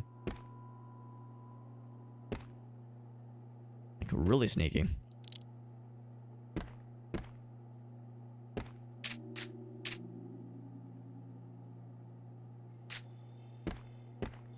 I'm like trying to be extra observant. That is handgun ammo. I'm pretty sure I see the bear trap from a bad guy. Or maybe for a bad guy. D pike. I don't think it's locked. Okay, we'll check that in a moment. A letter. Final legal summons warning. No surprise there. 14 days ago, haven't heard back yet. Demands immediate attention. Elaine Marshall's family have appointed a lawyer.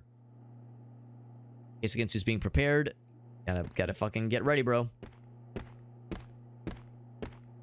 Cleaning products. It smells strongly of bleach, but still a dark stain on the floor. What were they trying to clean up? Can make a few guesses.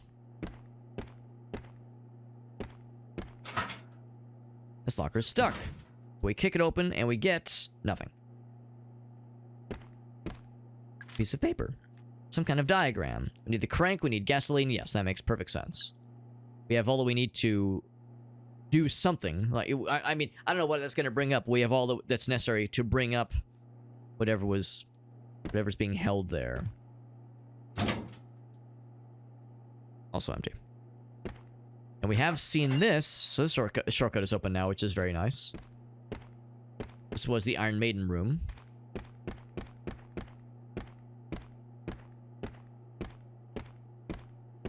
And now I'm going to leave the bear trap untouched in the off chance that there's a bad guy that could potentially be used against. Which would be pretty cool. That looks like it's going to like electrify you if you touch it. There's the elevator. We're definitely getting close to the big man's personal areas. Pullman's records. Alarm triggered at 2:15 a.m. 2 more guests appear in the pool room. Make sure the cameras are running this time. We have proof they came out of the pool. But worse than the first. Broken, wrong shapes, falling apart. Feel heartless describing them so, but I have no other words for them. We wouldn't be able to move them like we did with the first guest. Spent 23 minutes trying to talk to them, then he shot them both.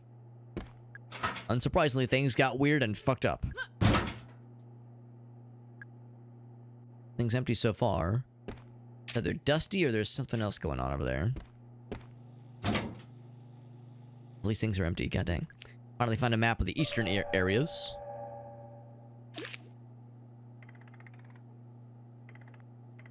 Dungeons got some stuff. Haunted Manor. Oh, right. Right, yeah, because the time. Question of the time. Oh, you're here, by the way. this whole time I'm just kind of fucking around. Taking my sweet ass time as I'm known to do. With the electric battery charger to the southeast underground level. The whole point. The door. I do not have a death wish. I will not use it. Are you sick? Are you pissing? Uh-oh. Did something happen to you? Something only grazed me. Thought it was fine. Can we give her an antidote? So Mara knows all about it. Antidote.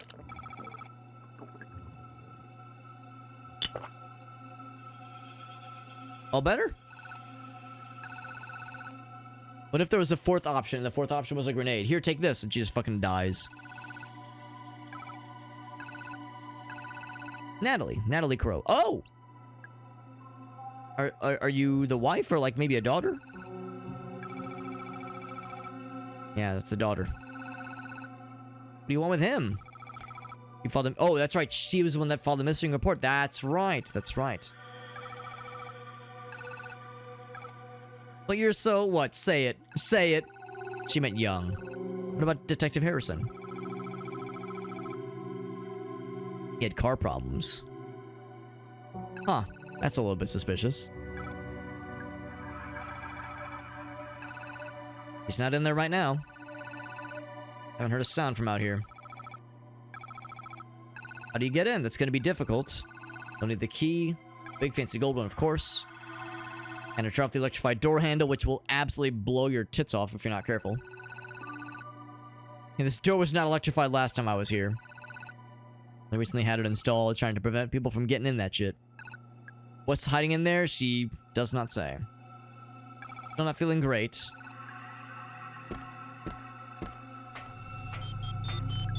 Fatal error.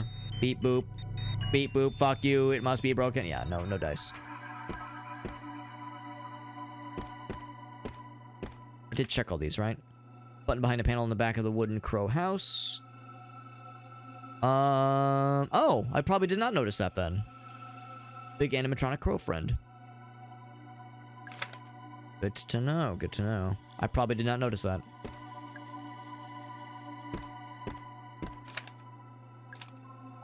Read this earlier.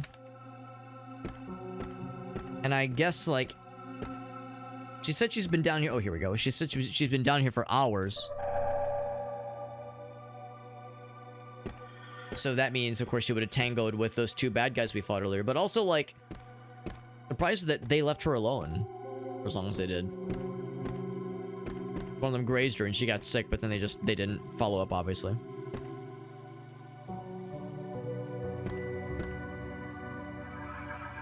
It's like, I hope it's dust and not like fucking Anki mushroom spores that I'm breathing in right now. Is this a trap? Nope.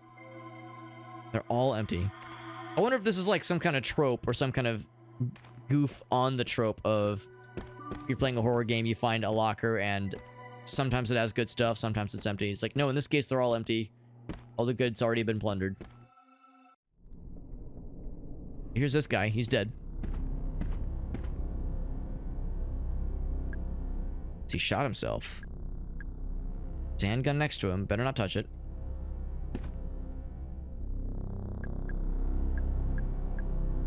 Is it possible somebody got his ass and planted the gun?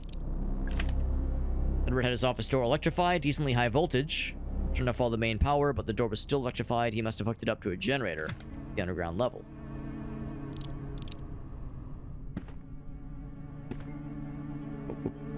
This model of the park. 4 main areas. We've been to 3 of them so far. You could have 2 pistols. You're not wrong, Zabatsu. You're not wrong. We've been to 3 of the 4 major parts of the map. Of the park. Thought that was a candy bar. Nope, it's handgun ammo. But, I mean, what's bullets and like a box of bullets or ammunition if not just a different form of a candy bar? So this is where it happened, and I guess it's like fairly fresh. Big ol' CRT TV. Videotape in the slot. Let's press play. Is a big scary lady gonna emerge from the TV 7 days after I watch this tape? Or Edward Crow from Douglas Pike. Been friends for over 30 years. Entrusted me with the running of your theme park, a task I have relished. Shown me kindness, had paid me well for my work. I no longer remain silent. Crimes have not gone unnoticed, nor will your sins go unpunished. As for Elaine, I hope she never forgives us. None of us deserve it. Maybe he did off himself then.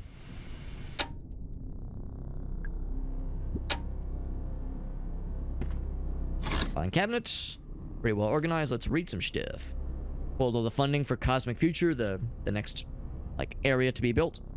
Halted construction. It was just a temporary delay, but I can tell when he's lying.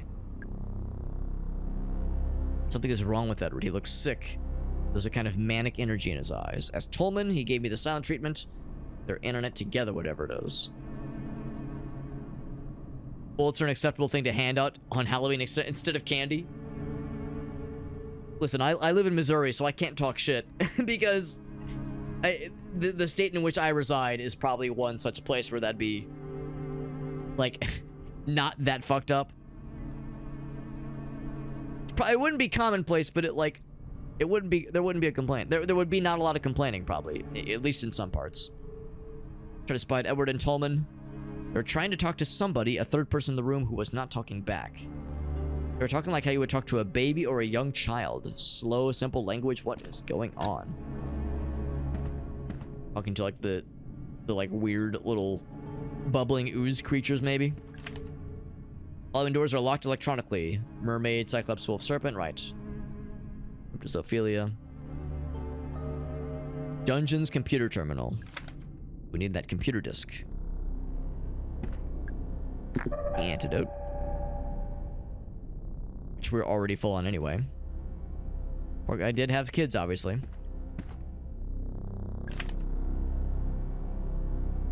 Dungeon's computer terminal. And of course, we saw a terminal in the room with that little dungeon area. So we get that disc that's going to open up quite a lot. As far as that room is concerned.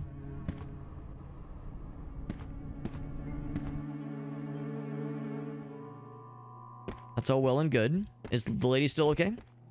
She is not, or at least she's not here anymore. No mention of where she might have gone. The lockers have reclosed themselves, which is a little bit odd. Oh no, well yeah, they have closed, but I've already checked all of them, so nothing new, I suppose. Still bizarre. Oh god. So it's not lost to me that there's an explodable device here on the wall. And that she was feeling a little bit better, but still a little bit queasy. I'm just thinking like, oh man, what if we have to like... It's a bandage right now. What if we're gonna encounter her past that area? And we have to like double back and explode her ass. And I'm gonna feel really sad for killing her. Oh! Ran right into that like an idiot. The dangers of running, man. Running in a game like this. Normally, you're encouraged to be fast in a survival horror game, to be fast through threats, but, you know, also be careful and not just sprint willy-nilly into danger like a doofus. So this is behind the curtain of the forest area. There's the forest lady. Electronic panel. Pulley here. On a grenade? Sure. You know, the kind of place where you would see a children's theater. And someone for maintenance, please varnish the Ocean Kingdom storage room floor or replace the door entirely. Starting to crumble. It's not exactly fire safe. There's probably not a lot of fire safety to be found here right now. Moving the curtain.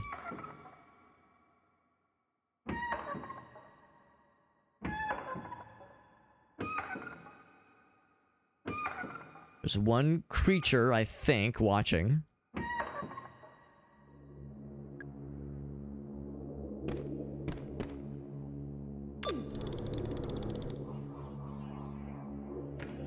Continues to watch. Nothing's on fire. Soda can. Actually, hold on. Can I go back up?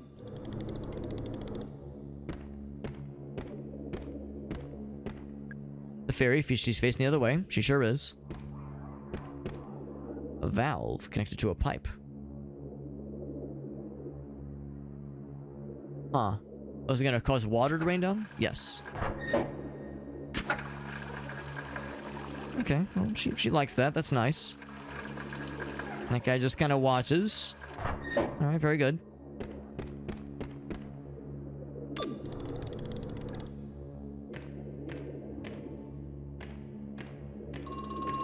Suspect that guy's gonna try to get our ass. Oh, are we out of ammo? Or not out of, but full of ammo. Oh, fuck, wrong button. Gonna try to reload. Oh, you are fast. You are very fast.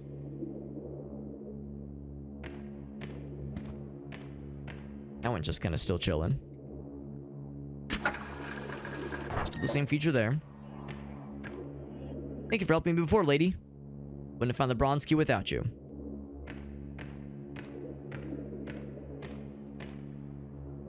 Looks like he went back to sleep. We can open that, but we're already full on the antidote juice.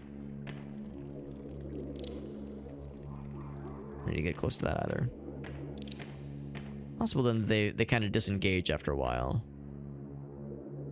I don't necessarily want to take more fights that are unnecessary. Oh, there he is. Remember me, Alex. I had no idea what the roots were for. How could I have known? 7 in total. Cut them down, cut them open. All but one we left intact for posterity. What a farce, he says. 7 Seas mermaids use the same kind of battery as the giant crow. The batteries are not waterproof, though. The mermaids are going to need constant maintenance. What a pain in the ass. Thinking we probably don't need to, like, do anything else here. There's nothing else. There's an unsolved puzzle in the theater of some kind. Huh. A walking stick. Push really hard. There we go. Hopefully that stick was not necessary. So that opens up the theater at least. So that shortcut is open now. Jesus, he's fast. Good lord. I'm never ready for that. So now we're a little bit hurt. That should have reset some of the fellas. There's something unsolved in here. Yeah, I'll buy it. Let's go interact with this thing.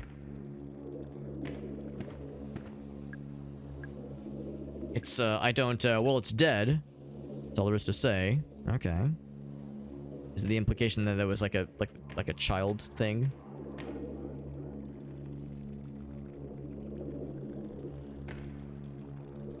Over there, probably then.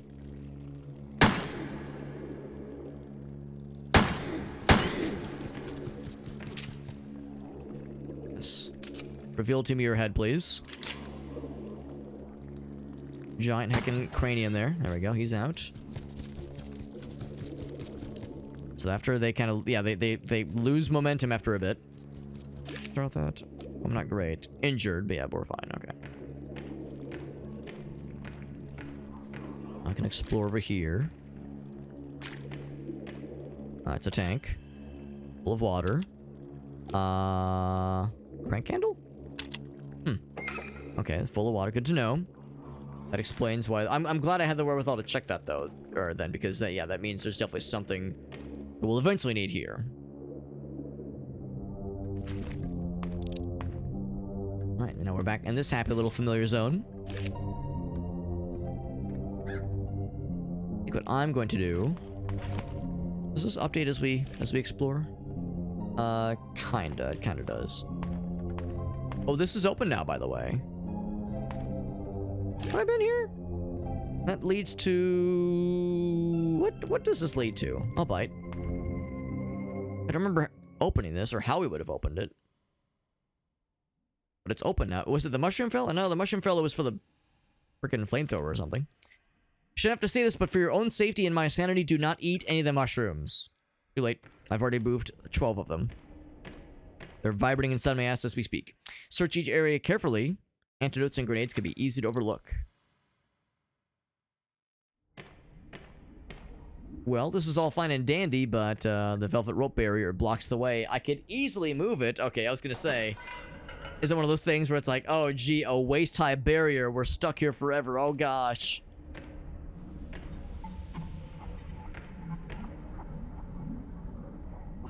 Hearing some noises.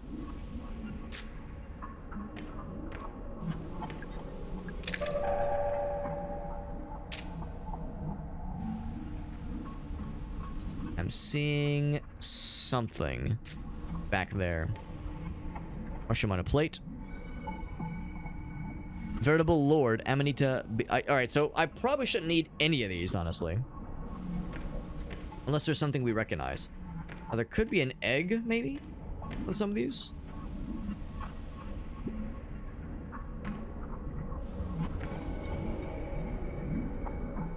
That's a fella right there.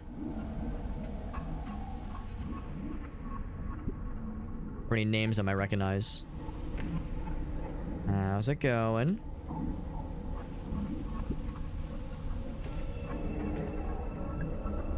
It's a medkit. I'll take that, but I'm stuffed on medkits.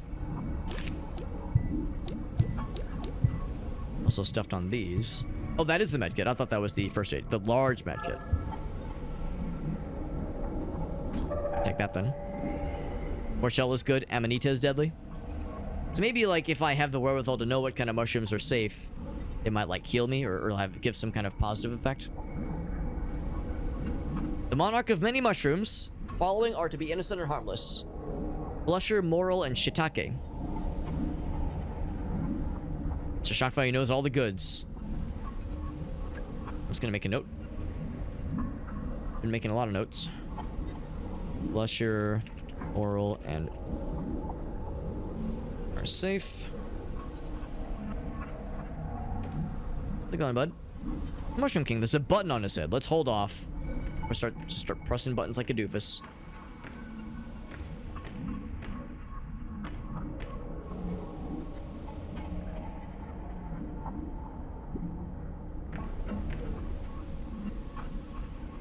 Another Amanita. Don't like those.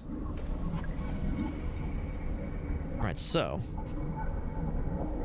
Death Cap. I know it's shocking, right? Death Cap, destroying angels, and deadly Dapperling are dangerous. I'm shocking that with names like that, they would be not so nice. I need some kind of key to indicate what mushroom was served to what person. I mean, Amanita is not good, obviously, but there's no mention of Amanita mushroom. Maybe there's a... Maybe the idea is the Lepiota is fine. Because, like what Shockfire was saying, just with their knowledge of mushrooms. The Morchella is fine. And the, I guess, Adades or Lintulula is fine. And this one is to be avoided. So we could, like, maybe sequence break this. As we're probably supposed to do something that will tell us, like, give us the key, basically. Yeah, exactly. We wouldn't have to, like, Google these things. Or just have a background in this kind of thing. I'm gonna press the head. Boop. I invited Amanita rubescens to dinner. Find myself dining alone. Blusher will be thrown to the pigs. So the blusher that Rubescens was eating is safe. So go to Rubescens. So we are not to assume then what is safe and what is not. Good thing we checked. Amanita rubescens. Just eating a blusher. It's safe. Eat the mushroom. Could be dangerous. Be Gucci. And if we were poisoned or if there was an issue, I think it would tell us. Good thing we didn't jump the gun. Maybe some mushroom picking tomorrow. That's right, Shock Value. I forgot you were the one that told us in the Discord server about your mushroom find. Maybe to do some more mushroom, some shrooming tomorrow, maybe. So Bisperegia to dinner. Dining alone. Bisperegia. So Bisperegia, avoid. Okay. Avoid that one. And I'm not gonna eat it. Can you tell me another one? Edades to dinner. Shiitake on the edades is fine. What's on this side? This one? No. This one. Lintula? Is that the right name? I was tracking the last name. I think it is. Is this an Amanita? Oh no, that's a name. Okay, no, we're fine. Be dangerous. I'm safe. Shiitake.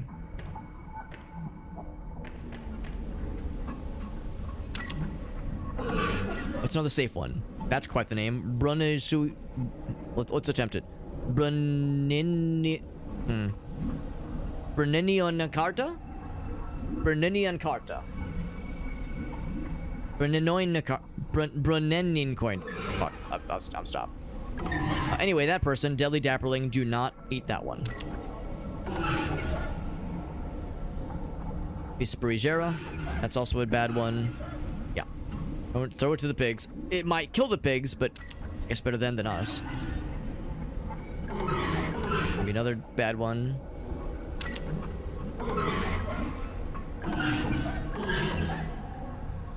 I need at least one more good one to eat or one more bad one to avoid. I do not want to do a coin flip here.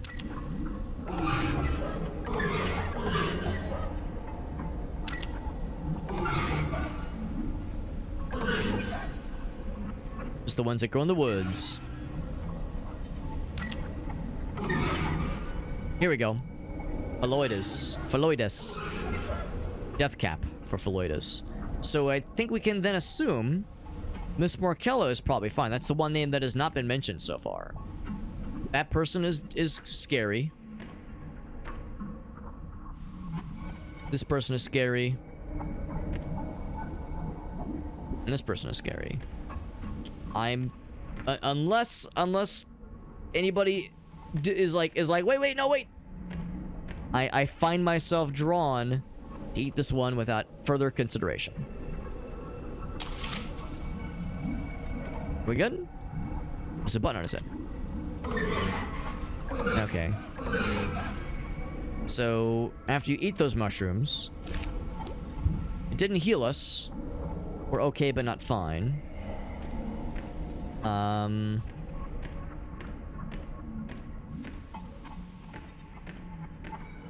was thinking maybe that would do something.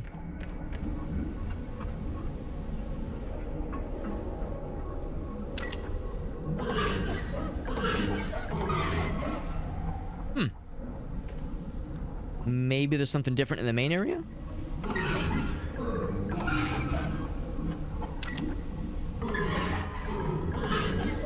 Maybe after he tells you, like, about the final person. Which we kind of maybe jumped the gun on, but...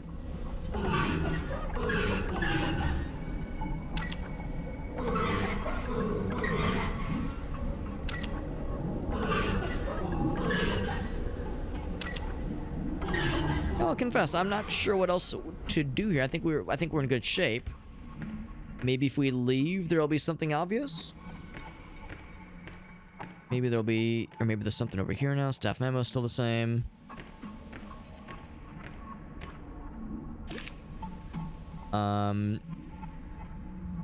Now, oddly enough, the mushroom does not have an unsolved puzzle in it. So I guess we solved the mushroom. But what was the reward? To what end? Huh. I don't know, maybe that, like, gives us some kind of ability. Maybe it increased our max health. Maybe it, I don't know. Maybe it'll reveal itself at some point in the future.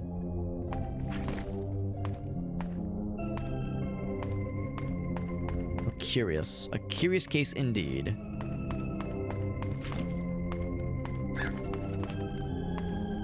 Now, looking at the time, it is drawing late. So we're going to head to the save spot. Make a fresh save, and we're going to boogie on out of here. It is getting quite late, but this has been very, very fun, and I absolutely plan on playing more of this. I'm going to come back and beat this for sure. The puzzle's not done yet. Okay. I'm a little bit surprised it shows us as not an unsolved puzzle. That's what that little circle is supposed to indicate. So there's something else we're supposed to do in there. Only thing I can think of is talking to the guy until he tells us explicitly about the final mushroom type, and then maybe something happens. So that'll be something for us to kind of tinker around with next time. Whoops.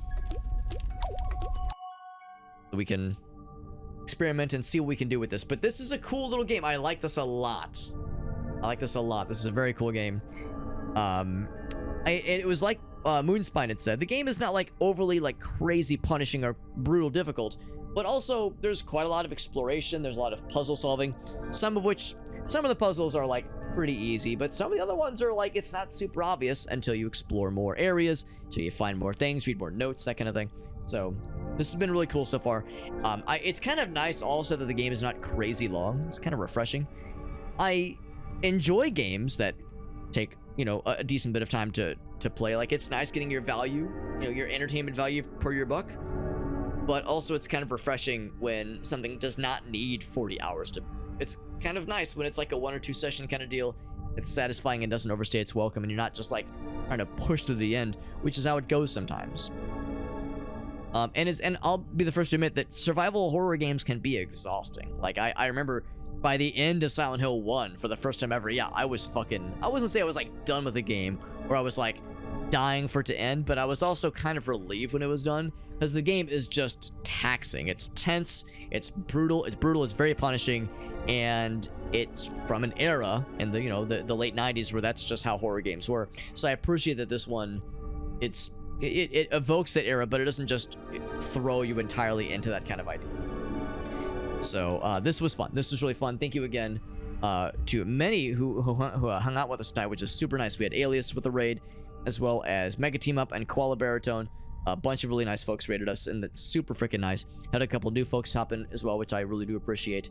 And yeah, really grateful we were able to get a review key for this game. Shoutouts to, once again, to our friend Georgie over on Neon Hive. That's the name of it. Yeah, Neon Hive was the company, like the kind of content creator portal or publisher portal platform that we were able to get a review through which we were able to get a review key for this game. Super fun. I'm really glad we were able to try this out. And although we've got pretty much a full schedule of the next couple days and next week as well, I definitely intend to come back to beat this game most assuredly. So yeah, this was awesome.